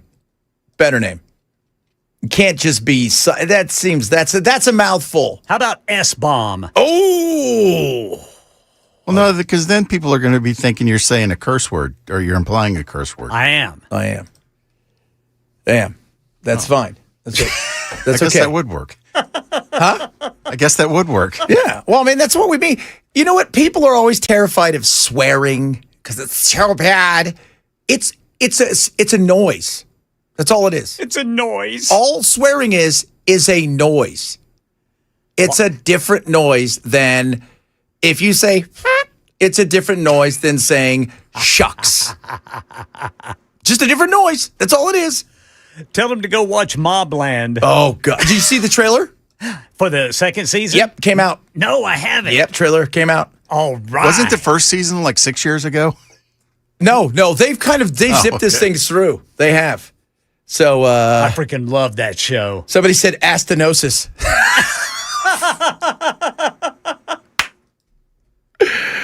Oh my Lord. Oh, so we need something. We need a good name for this thing. So that's a good one. I wonder if our listeners know anybody who has it. Oh yeah, maybe one of you have had it before. See, I had gastroenteritis, but we would have we'd call it, if you went to Mexico, we'd call it Montezuma's Revenge. Because apparently he's like, one day I want to be remembered for a roller coaster at Knott's Berry Farm and for people having explosive diarrhea. Oh, Lord. Oh, my goodness me. I call it EBM. The Yoo-Hoo Nuke. Somebody said... The Yoo-Hoo Nuke. Green apple splatters. Gas. Because it's got to have a name. Yeah, cyclosporiasis it's not funny enough. No, it's not. I mean, look, if you're going to go through it, you might as well figure it out. So, rectum. Oh my goodness, Chad, you guys, I mean, it's dude, it's disgusting how you get this, man. Well, yeah, because it's fecal matter, right? Yes, you're ingesting somebody else's fecal matter. It's terrible. It is not terrible. You're thinking to yourself, how? Because people, vegetables, food, stuff like that, that's just on their hands. They don't see it, and it's not like they're holding something like that. Well, we'll show these people. It's just a little bit, but that's all you need. Yeah, just a little. It's just a little bit, and the next thing you know, you're like, wah.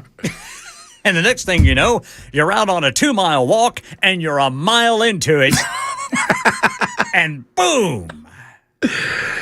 Some of these things coming in are hilarious.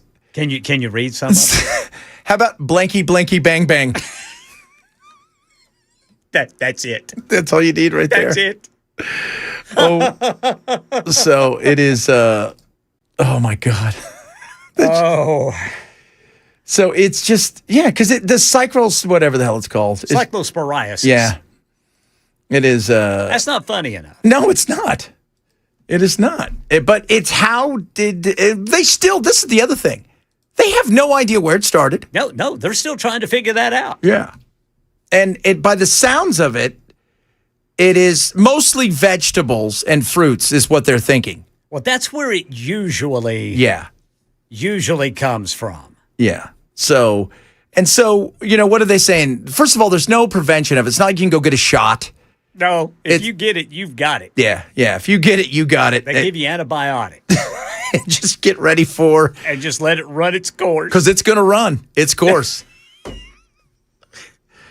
It is. It's going to run its course. So, I mean, it's a... I just had a bag of potato chips. I hope that didn't have any in it. What was that stuff they put in potato? Olestra. Do you remember Olestra? No. On the bag, it would say, don't wear white pants. It actually said there was a warning on the bag that I think was FDA required that said may cause anal leakage. Yes. Yo. Yeah. That's the actual warning that was on there. I don't know how much you like Pringles, but I don't like Pringles that much. Oh, that's terrible. Yeah. But that was the... What was that? Can you imagine being an executive at that company though, and the FDA comes back and says you have to print this on your packaging? Yeah. And I'm hearing what I have to print. I'm like, you gotta be kidding me. It is. Well, I mean, and here's the funny thing, guys. Think about this. We joke about the marijuana earlier and stuff. The hoochie. The hooch, man. The hoochie baby. You know what I'm saying? All right, man. Yeah, all right. The FDA and all of these people there, oh my God, it could be this, that, which is a bunch of crap. For God's sakes, the guy that's Maha used to like to do cocaine off of toilet seats. Right? They're the people like, oh, it's dangerous. Oh my God, it's dangerous. And at the same time, they're the people who've approved things like Olestra and Fen-Phen. Do you remember Fen-Phen? Yep. The weight loss thing? What did it do? Eventually your kidneys fell out. Goodness gracious. Yeah, was it your kidneys started to fail, or was it your liver? I want to say it was your liver, but that was in the 80s, wasn't it? Yeah, like late 80s, early 90s. Wow. Yeah, that was Glad I never ran into that. I wasn't paying attention to any news in the 80s. No? What were you doing? All kinds of stuff. Fun stuff. Probably hanging out with people I shouldn't have been hanging out with, man. I did some of that, that's for sure. Getting in fights, man. So, what did it say? Don Wilson says, this is what happens. They use untreated human waste as fertilizer. I don't know if it's that, is it? Yeah. Oh, Fen-Phen was causing heart attacks. Goodness. My goodness me. That is, somebody said, 3618 said, my neighbor got $1 million settlement from Fen-Phen. It was bad. That stuff was horrible. But that's also the people that tell you shouldn't smoke weed or have a gummy, but it's okay if you take something that they think is okay. Just remember, Fen-Phen was FDA approved. Yeah. That's all you need to know right there. I've got some of these things we cannot say on the air, but it was so spectacular. Oh, my Lord. This just, yeah. Tell Bell that, Bell, have you seen, Chad and I, we got a name from one of the listeners for the explosive diarrhea. What was it? Instead of chitty bang bang. Ah. I shall take the implication. Oh, my Lord. That is... We got some funny listeners. We do. We have some... just like when I watch...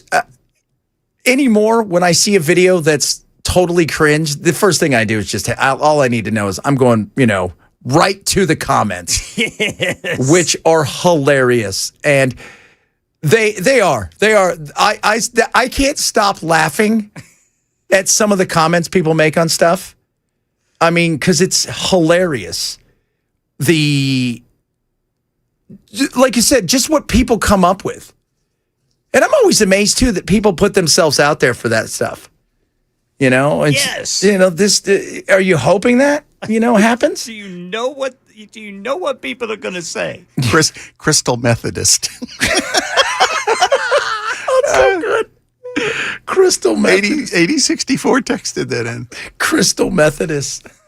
It's like a church. I'm a Crystal Methodist. Oh my goodness me. That is just... Because this stuff is... Make somebody mad. Was it Taco Bell in Michigan, right? They've pulled some of their vegetables. Yeah, they pulled. Let's see, the Taco Bell in Michigan has pulled tomatoes, lettuce, cilantro, and raw onions from its menu. Which, in fairness, it's not their fault. I'm sure the virus or the bacteria was on it when they bought it. And they're not even saying it's coming. They're just trying to get ahead of it. Yeah, it's just out of an abundance of caution. Mm-hmm. Mm-hmm. Because as Taco Bell, you do not want that coming back to you. No, you don't. You don't. No. Because then you have people like us making fun of you. It's like, I wonder if Chipotle has recovered from its big... It took a long time. What did they have? Wasn't it E. coli or something? Yeah, first it was E. coli. Then right after that, they got... Listeria? The norovirus. Norovirus. And it was not going well for them. Let's just put it that way. Because I remember, and look, fast food, how many people eat fast food a day? Every day. Millions. Millions upon millions of people. And I remember in the 80s, do you remember the Jack in the Box that had the issue up in, I think it was Seattle, where it was undercooked and a couple people died from it? and it was a big deal. What were they undercooking? Their hamburgers. Oh. And I mean, that was a huge deal. You had people die from, I don't know if it was tainted meat that was undercooked or something like that, because usually you could cook a lot of the evil out of stuff. Yeah, you can kill it with heat. Yeah. And so, and I know here I saw that one of the doctors saying, look, the best thing to do is just wash your hands, wash all this. No, the best thing to do is to say, all right, for a while, I'm going to let this thing cool down and I'm just going to eat nothing but peanut butter. I thought you were going to say, I'm just going to go to the grocery store and buy peanut butter. Oh, I got to tell you boys this story. Do it. So on our trip to the beach, Mm-hmm. I'm not going to name the place, but we're never going to eat there again. And unfortunately, this happened after we had already eaten. There's a line for the men's bathroom. Not a big line. There's 3 or 4 of us waiting. Dude comes out with a bloody tissue in his nose. Oh. He's wearing an apron, and he walks right back into the kitchen. Oh, what you got to tell us? You got to tell us off the air. I'll tell you off the air. Okay. That is, that's But like, we're remember, never going there again. you remember Seinfeld? Oh, yeah, when Poppy didn't wash his hands after he's standing there talking to Jerry. Mm-hmm. I'm going to make you something special tonight. Something of very special. Oh, Lord. That is just. Yeah, that was terrible, man. I said, we're going. Yeah. And never coming back. How hard is it to just go? Like, at no point did you think to yourself, I need to go out. Nobody needs to see blood all over me. Just came right out and walked right back into the kitchen. Oh. Yeah, the bathroom was right by the kitchen. Oh, that's even worse. Don't do that, people. Don't put the bathroom next to the kitchen. I tell you what, though, that was some good gator bites. Oh, gator bites, huh? Yeah, I had a bunch of gator bites. Now, here's the thing. It could have been chicken. I mean, how am I going to know? Yeah. All the extra grease. There's a lot of fat in gator, right? Yeah, there's a lot of fat. Yeah, it was a little bit more fatty. There's so a maybe lot. it was really gator. I had gator. I have too. And I won't eat gator again. And the reason is simple. Because why? I love gators. I'm not going to eat gator at that place. I love gators too. They taste awesome. Whatever. I like unicorn. Oh, you guys ever had unicorn? Yes. So good. Well, that'll give you cryptopsoriasis. And if you break its horn off and stab it to death with the horn, it tastes even better. Oh, yeah, because it's terrified. Right. And the more terrified it is, it builds up the cortisol, which makes it amazing to eat. That's how we're going to catch our tuna fish, boys. We're going to spear it with a unicorn horn. Well, if it's in the sea, you probably need to use a narwhal. Yeah, narwhal. Don't worry, though. I'll catch. But that's good news is I've befriended a few mermaids, so this is going to be awesome. What if we found out that they're mermen? You're like, oh, this is totally stupid. That ruins it. This isn't what I signed up for. Yeah, this is super lame. Lame, I say. Coming up, we got a little Finally Friday sounds, which is always nice. If you guys keep your, whatever this thing is, the psoriasis is, what is it? Cyclosporiasis. Whatever that is, we need a name for it because that's just too long to say and everybody forgets what it is. And you can't just go around calling it explosive diarrhea. You got to come up with something else. So keep the names coming. We got a little Finally Friday sound straight ahead. Chad Menso, Super Talk 99.7.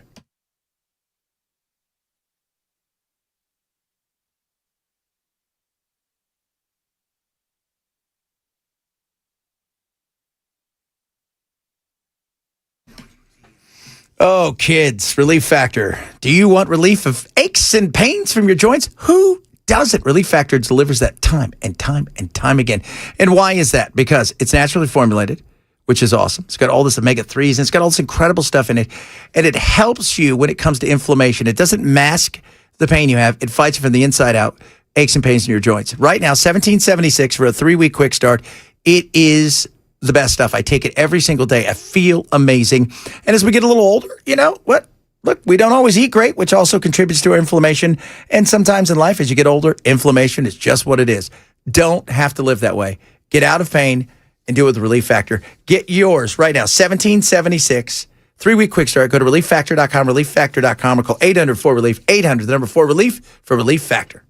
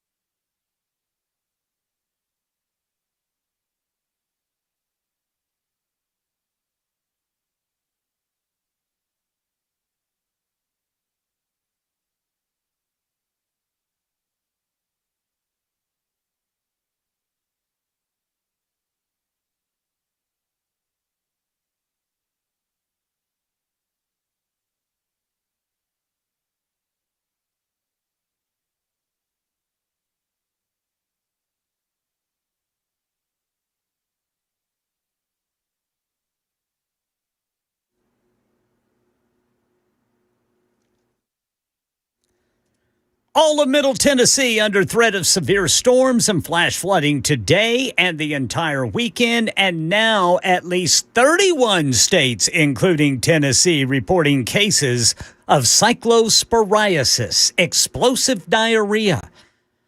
We've got a report talking about how they're trying to track the source coming up at 2:30 on Super Talk 99.7 WTN. Oh, kids, it's all happening. The weekend of fun and frivolity, but we got to take a listen back to the chaos, the craziness, really the week that truly was this week. Hey, what's up, guys? It's Matt Murphy with Super Talk 99.7 WTN, and this morning we are out and about at my house, my brand new house that I've been talking about on the radio, with Nate from USS. What's up, brother? How are you? I'm excellent. How about you? I'm doing well. Good. We invited Nate out. Now, obviously, when you're a new homeowner, especially when you buy a house that's got a few years on it, you don't know what you're dealing with in terms of foundation. And I know that Nate knows a lot more about what I don't see and what I don't know about than I do. So bring the experts out and get them to check out your house.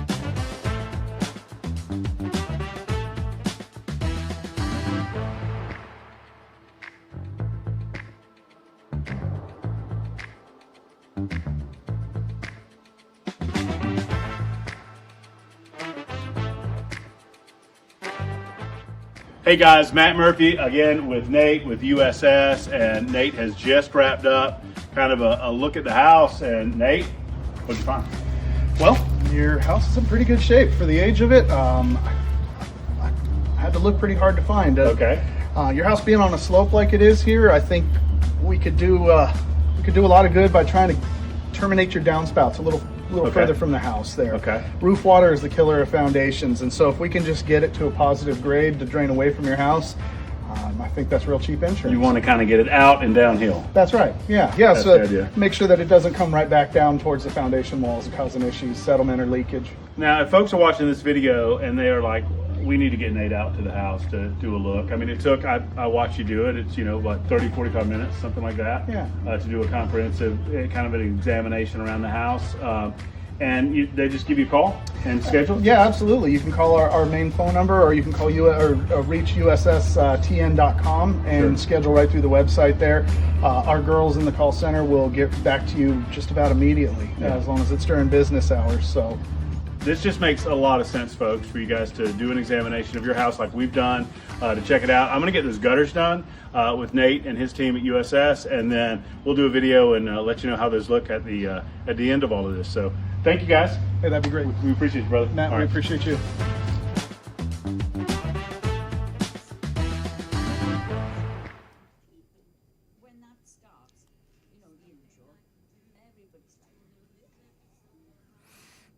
What a week it was. Of course, Bonnie Tyler passing away yesterday, age 75.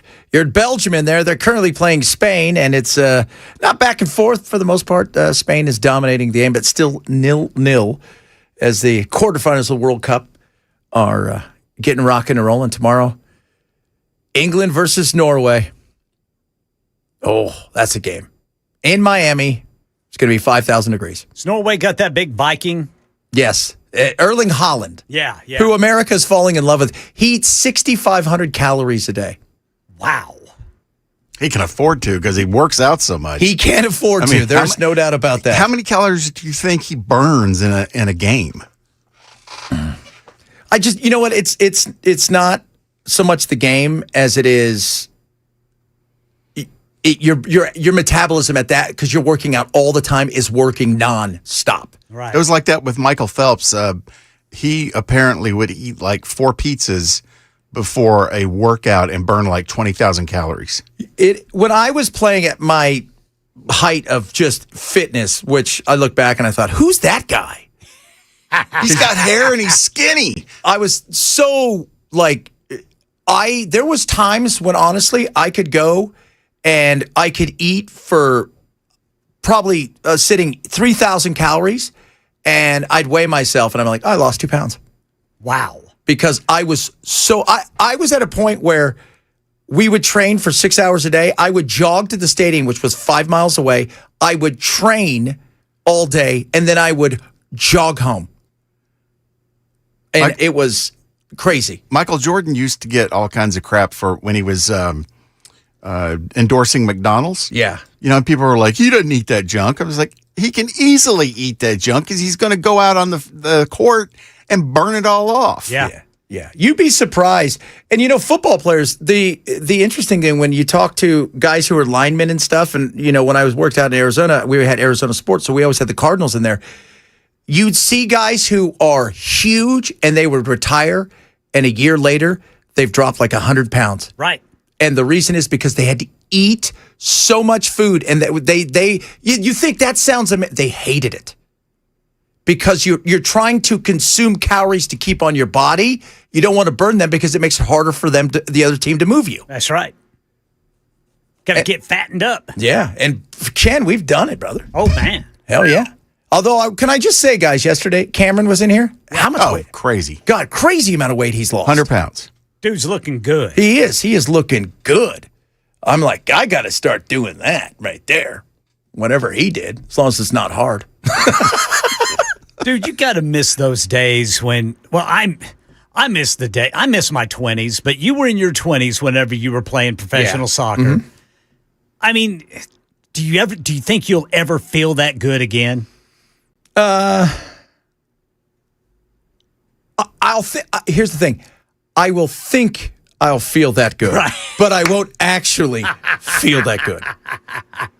If that makes sense. There's days when I'm like, man, I feel amazing. Yeah. And then I go up like 8 flights of stairs because I do a little workout and I think, I could do that. I need relief factor. Yeah. My knee's broken. Yeah. I mean, but I remember, this is how crazy I was. You always hear about Herschel Walker, and when he's not talking about werewolves and vampires trying to be, he would sit there and do 5,000 sit-ups. I would wake up and I would do sit-ups for, I don't know, I'd watch a soccer game and do sit-ups throughout the thing. I don't know, maybe a couple thousand. Wow. Just doing sit-ups, doing workout.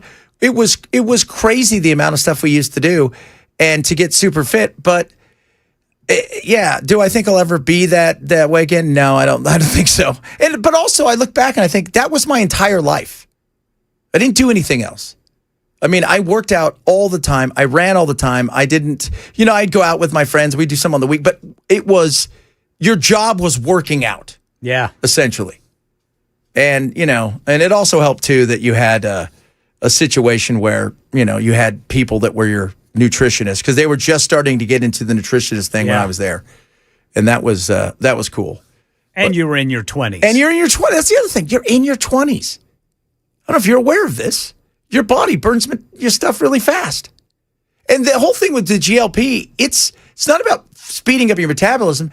It's about quieting the food noise. It's starving you. Yes, so you just don't eat. So, it's who would have thought, that's what it is. And they still have no idea to this day why it does that.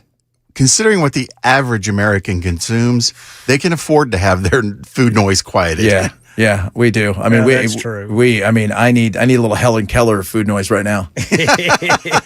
Because Jack was here and I got used to just kind of snacking about. Yeah, he's eating twice what you're eating and he's losing weight. Yeah. Well, plus, because, and it's also, I remember too, when I was younger, I was, I'm thick because I'm built like a house and you'd be a little bit pudgy. And then 6 weeks later, you're thin because you've grown 4 inches. Yeah. It's like, I see. I wasn't fat. I was just fat for that height, but I've grown into a new height. So that's what my mama called big bones. That's right. To this day, they've yet to find a skeleton that has big bones. All right, coming up, more good stuff to talk about here. We got a lot of stuff, by the way. Spain just scored 1-0. España in the first half of the quarterfinals of the World Cup. Chad Bensfield, Super Talk 99.7.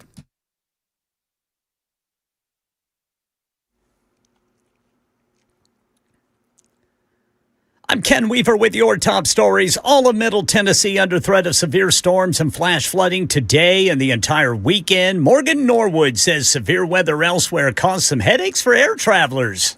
An Air Canada plane sliding off a rainy taxiway in Montreal. We were skidding, and next thing I knew, There was smoke and grass and dirt right next to the window. No passengers were injured. Air Canada and Canadian transportation officials are investigating. More than 1,000 flights canceled and 9,000 delayed Thursday, grounding flyers. Highest risk for severe weather here in Middle Tennessee will be tomorrow.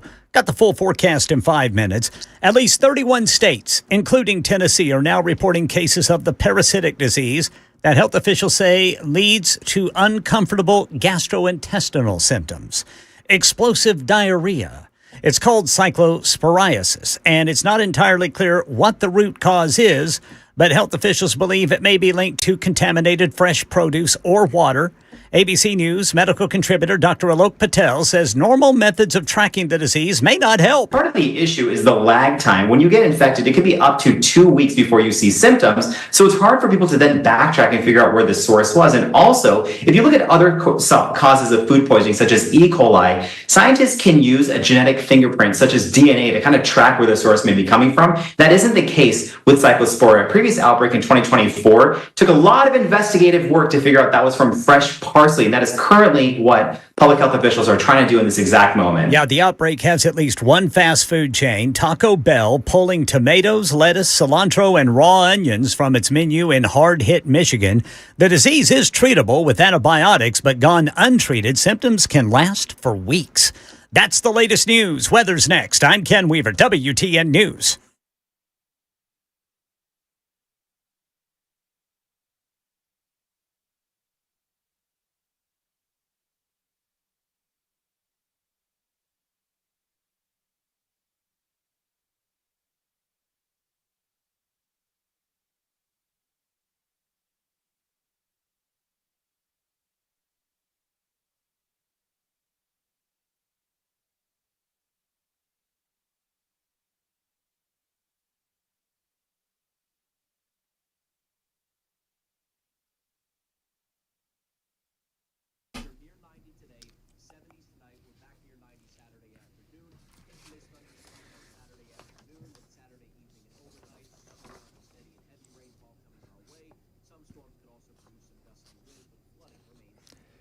All right, guys. Beacon Capital Management wants to get you out of retirement ready toolkit and talk to you about a lot of different things when it comes to your retirement, from taxes to healthcare and everything in between. But that taxes thing is very important. I hear that from a lot of people out there, investors, about the concern about taxes, because not quite sure how to approach them, especially as you get into the point with, your retirement. And then you got to start thinking about the things. We got deficits, we got spending's out of control, the debt continues. So what do? You talk to my friends at Beacon, 615-488-9303. They'll evaluate all the strategies aimed to reduce the impact of taxes on you, because you never know what might happen with taxes in the future, especially because some of these things are going to sunset that have been given in the One Big Beautiful Bill. They're also going to get you out of Money Enough for Life book, a retirement planning checklist, and a guide for maximizing your retirement income. It's simple. No cost, no obligation, absolutely no pressure. All you have to do is pick up the phone. Call Beacon today, 615-488-9303, 615-488-9303, or online at askbeaconnow.com. For Beacon Capital Management, this is a paid placement. The guaranteed offer is the simplest, least stressful way to sell your home. You go to our website, you fill out a quick form, we set an appointment, we bring you an all-cash offer. Literally, there's no lockbox on the front of your house, there's no showings, we pay all cash, we close in as little as 21 days, stress-free. We've helped thousands of homeowners just like you sell your home the hassle-free way with a guaranteed offer from Mark Spain Real Estate.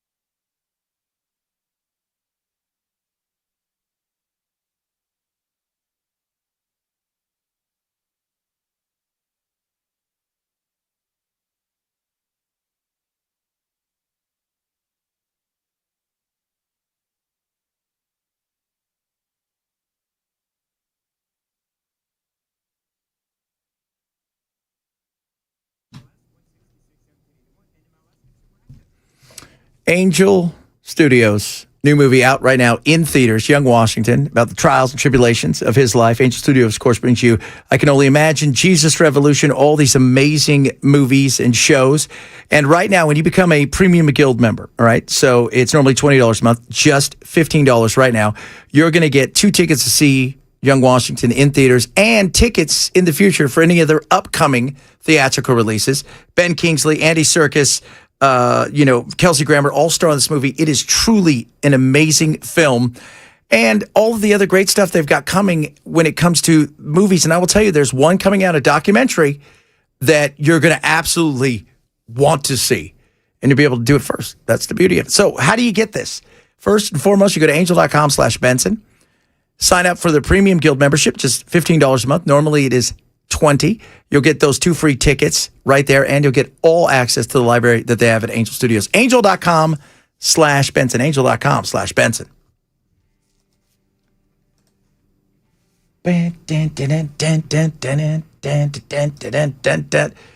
Oh, Mitch.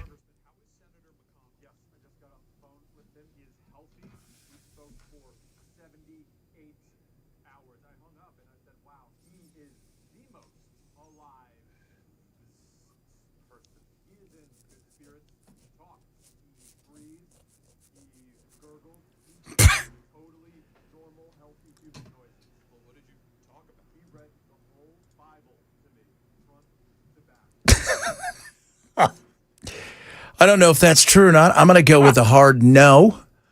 It's parody, obviously, and not trying to make fun of, but the fact that we have a group of people called politicians that no matter what party they are, they feel the need to make sure that you have no idea how bad something goes wrong with some of these people who should no longer be serving because they're past their sell-by date. Is that fair to say? That's a nice way of putting it. Yeah. You're past your sell-by date. And he is one of those people that's past the sell-by date. And we've known it because they had to restart him on television on numerous occasions. We could sit here and talk about Bernie Sanders. Oh, Bernie, I hate his politics. He's 84 and Bernie still goes. I don't find anything. You don't have to like his politics, but I don't worry about whether or not Bernie's all there. Yeah, he's crazy, but at least he can express his craziness well. Yeah. And then on the other side, you look at Trump. Look, does he have his fastball anymore? No, he doesn't have his fastball anymore. That being said, do I worry about whether or not he is he's just going to stand there and stare into the camera? He's not freezing in the middle of sentences. When that happened, that was crazy. And it happened twice. Yes. Absolutely. So, yeah, the sell-by date. And so will we find out what happens to him? I don't know. The rumor, well, it's not so much a rumor. The rules are if by August 3rd, we don't know anything because there's no law that says you have to know something, right? That sounds totally weird. Like there's no law that makes them have to tell you. If anything, there's a law that says they don't have to. Yeah, probably. I mean, HIPAA. Yeah, well, the HIPAA. You're exactly right. HIPAA. But even if he died, like, could you imagine thinking, oh, he died on August 2nd or whatever? But they may not tell you to the 5th, which is crazy, which I think would be hard to do. But it wouldn't be hard, as we saw. First of all, I always go back to this. The Jamie Foxx thing was, to this day, still amazing. At a time when there's cameras everywhere. Do you guys remember when Jamie Foxx had an episode, but nobody knew what it was, and then he disappeared for months? And the fact that they kept it quiet. Did it ever come out what happened to him? Yeah, I think didn't he have like a mini stroke? Oh, did he? Like that. Yeah, something like that. So that was frightening, but that was kept super quiet. In an age when there's phones everywhere, people everywhere, you don't think that when TMZ can't get info on you, that's shutting it down. That's a lockdown right there. That is a lockdown.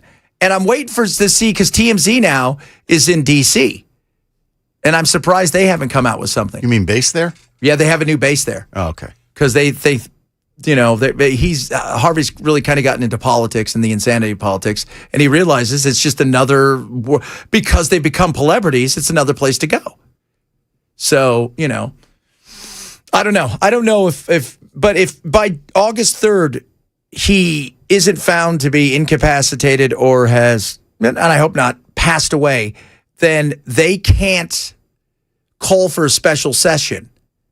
And if that happens, if he gets to August 3rd or 4th, then even if something, they just can let it run its course.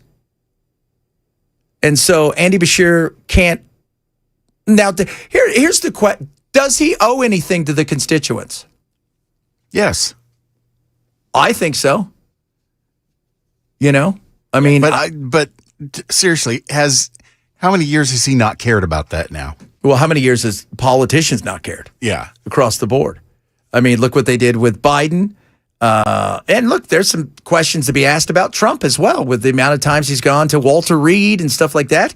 We could all have questions about some of these things. And it goes back all the way to FDR, because FDR was gone. Oh, they flat out lied about the fact that he was weekend at Bernie's. Yeah. Yeah. His wife was running the show. And they went out of their way to make sure that the public didn't find out he was in a wheelchair. Yeah. Mm-hmm. And Kennedy had health issues, too, that they hid. Yeah, so this is nothing new. The difference is you could hide it way easier back then.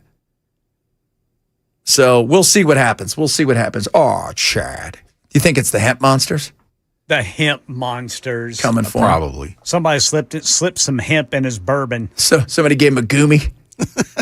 He's not having a stroke. He's high.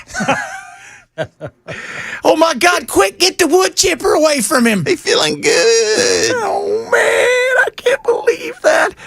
Earlier we asked anybody to write in, a lot earlier, about Marsha Blackburn, if anybody was going to vote for Marsha, why.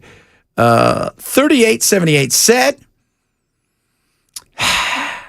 I'm leaning towards Blackburn mainly because she led the fight against the state income tax. I'm not discounting the efforts of the good citizens of Tennessee and WWTN's own Phil Valentine, but Marsha was the leader of that fight. I thought somebody else that kind of is renamed Nameless was also the big leader of that fight, besides Phil, another woman, if I'm correct. John Rose, people sent me a push poll, which turns me off as effectively as saying you're pro-choice. I haven't really looked at Monty Fritz, but unless he turns out to be extremely impressive candidate, I'm voting for Marsha. I do wish she would engage with the public a bit more, but I'm happy with her track record. Well, there you go. A bit more would be something beyond nothing. She does. She engages every day talking to Tennesseans. I'm sure she does, and those Tennesseans happen to work for her. Yeah, so they do. That's it. And by the way, you ordering food somewhere is not engaging with people. Well, when DoorDash drops it off, she's like, you going to vote for me? Mm-hmm. You know what's interesting? I was talking to my buddy last night about all the progressives that are out there, that are out in the new ones you see, the Mondanis and stuff. Yeah. To a person, everybody that has talked about the ground game that they have has said, you know who shows up at our door? Them. You know what they're dressed as? Suits, ties. They engage. You may not like their politics. They're well-read. They're well-informed. And they engage you in ways that none of the other candidates are doing. Their ground game is extra special. And that's, again, when you think about it. I mean, Marsha, how about any game other than hiding? It's not a hide-and-seek game. Maybe that's what she thinks it is. Maybe a little less Fed time and a little more Tennessee time. Maybe a little less you time, a little bit more me time. Hey, who do you think? Who do you think's going to get the? If she wins, who do you think is going to be dethroned? Her seat. I don't know. That's a really good question. It's got to be Burchett, right? He's trying so hard. Well, I think he would certainly be in contention because he's been, I will say he has not tried to get in her way. No, and he is... Or maybe, I always want to call him Kane. Glenn Jacobs. Yeah. Glenn Jacobs. Because he's term limited, so he's... And he's her, isn't treasurer. Her treasurer, yeah. So he's term limited as mayor of Knox County? Yes. Okay. Yes. Yes. That would be interesting. I know Burchett really, really wants it. Dadgummit, he wants that thing bad. Dadgummit. Man, he wants that thing bad. It's either Burchett or Jacobs. What if the only way she could win the primary is to promise Fritz or one of them because it becomes so close that they could get the seat? I wouldn't be shocked if she did that. Yeah, that would be interesting. I mean, again, I think she's going to win the primary. I think a lot of people feel that way, but still, But it's funny because we asked a whole bunch of people. What? Tell us why you're voting for. We had one person text in. Yep. And several of you, by the way, for that one person, several of you said, I'll either not vote or I'll vote for a Democrat before I ever vote for her. And I'm like, wow. I mean, that's the frustration. And I've said before that there's no way to get me to vote for a Democrat, but that was not true. I would do it as a protest as long as I felt certain they wouldn't win. Yeah. Yeah. Well, I don't know. We'll see. It's going to be very interesting to see, though, that if she does win, which I think we all feel like, at this moment in time, if I had to bet the house. Well, if you were going according to the polls, you'd have to admit that she is front runner. Although I will say, was it John Rose's new ad? Oh, yeah. Very good. If you guys not seen just the YouTube. Just roasted her. Yeah. John roasted her. Look at the way I did that. Did you look up that ad I told you to look up? I forgot what the ad was. Which one? Okay, about the Kmart ad? Oh, no, I didn't. Because we were talking about what they call the new diarrhea strain. And I said, do you remember? Now, Ken, you might remember this. And I'm going to say this so you guys understand it. So don't say, you are swearing, because I'm not. Kmart did one of the greatest ads of all time in 2013. And we want a tuna ship with a P. Ship. And they were asking, could you ship these pants? Yeah, I can ship my pants. And it was amazing. It was. Well, everything you're selling gets shipped eventually. Yeah. Mm-hmm. Yeah, no doubt about that. Andy Ogles ran against her. Maybe she can. Yeah, I don't think that he's getting it. No, I think it's got to be. It would have to be a desperation if they pulled close enough that she gets one of them and promises him that, either Rose or Fritz. But I think it's Glenn Jacobs or Burchett. I think it has to be one of those two. And if we're forgetting somebody, those two are at least in the running. Yeah. And they both have a great relationship with her. I think if it comes down to it, they should wrestle. No, because that gives Glenn an immediate I don't think so, because I think Tim would throw down. I think he's a lot tougher than you realize. Tim wasn't a professional wrestler. He's wiry. It doesn't matter. Glenn would still have the lead on that. I know. That's the whole point, was what we're saying there. Oh, okay. How about this one? The one who did the best horror movie. Well, then you still got to give it to Glenn. You know what? Let's just do the one that can produce UFO evidence. There you go. Which is none of them at this moment in time. Coming up, we're wrapping it up. Matt's here. Chad Ben Show, Super Talk 99.9.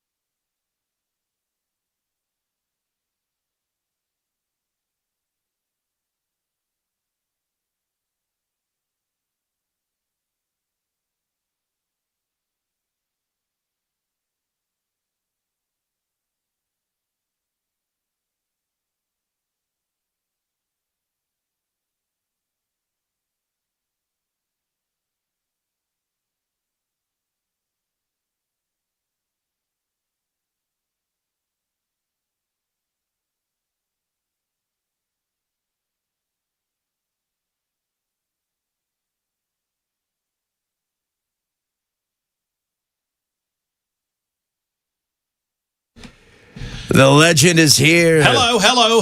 By the way, Hi, as you can see, our TV is gone out. no. Yeah. So that means we'll get a new one. No, they're all out. Oh. Yeah. Because of the thing, the storm, who knows what. Because of the thing bills? and the stuff? Maybe we didn't pay our bill. That's it. Ding, ding, ding. Ding, ding, I think ding. we have a winner. Always a possibility. Oh, that's nice. What's going on with you? Nothing. We were just chatting. First of all, we're trying to give the new explosive diarrhea a name. We have to have a name for it. It can't be, what was it? Canned explosive Cyrus? Cyclosporiasis. Yeah. EGID. Yeah. Which is explosive gastrointestinal distress. That's what we call it in the Murphy compound. Is that what you do? That's right. I like that You one. could either have the GID, which is gastrointestinal distress, yeah, or that's a normal weekday for Matt Murphy. But if you have the EGID, which is extreme, and then you could have the double EGID, which is extreme explosive. Oh, that's gastrointestinal distress. That is interesting. I haven't gone through everything that I've gone through in my life to be taken out by diarrhea poop lettuce. No, sir. No, sir. Not gonna happen. That is it. Is that stuff growing? It is growing. Yikes. I got 31 states now with cases. Tennessee, Ken? Tennessee. That's right. Whereabouts in Tennessee? I bet it's in Knoxville. No, they're not really saying in Tennessee where exactly it is. I'm just throwing strays at Knoxville for no reason. I bet it's in Knoxville. Somebody said it's been in Chattapoopa. It's probably Pulaski. Oh, Lord. Those people down in Pulaski don't know how to eat. The other thing we were talking about is we were trying to figure out if Marcia does manage to pull it out. I know she's talking Tennesseans every day. Who's going to take her spot? Who's going to get that? Is it Burchett? Is it Jacobs? Those are the two leaders in the clubhouse, right? Those are the two expected.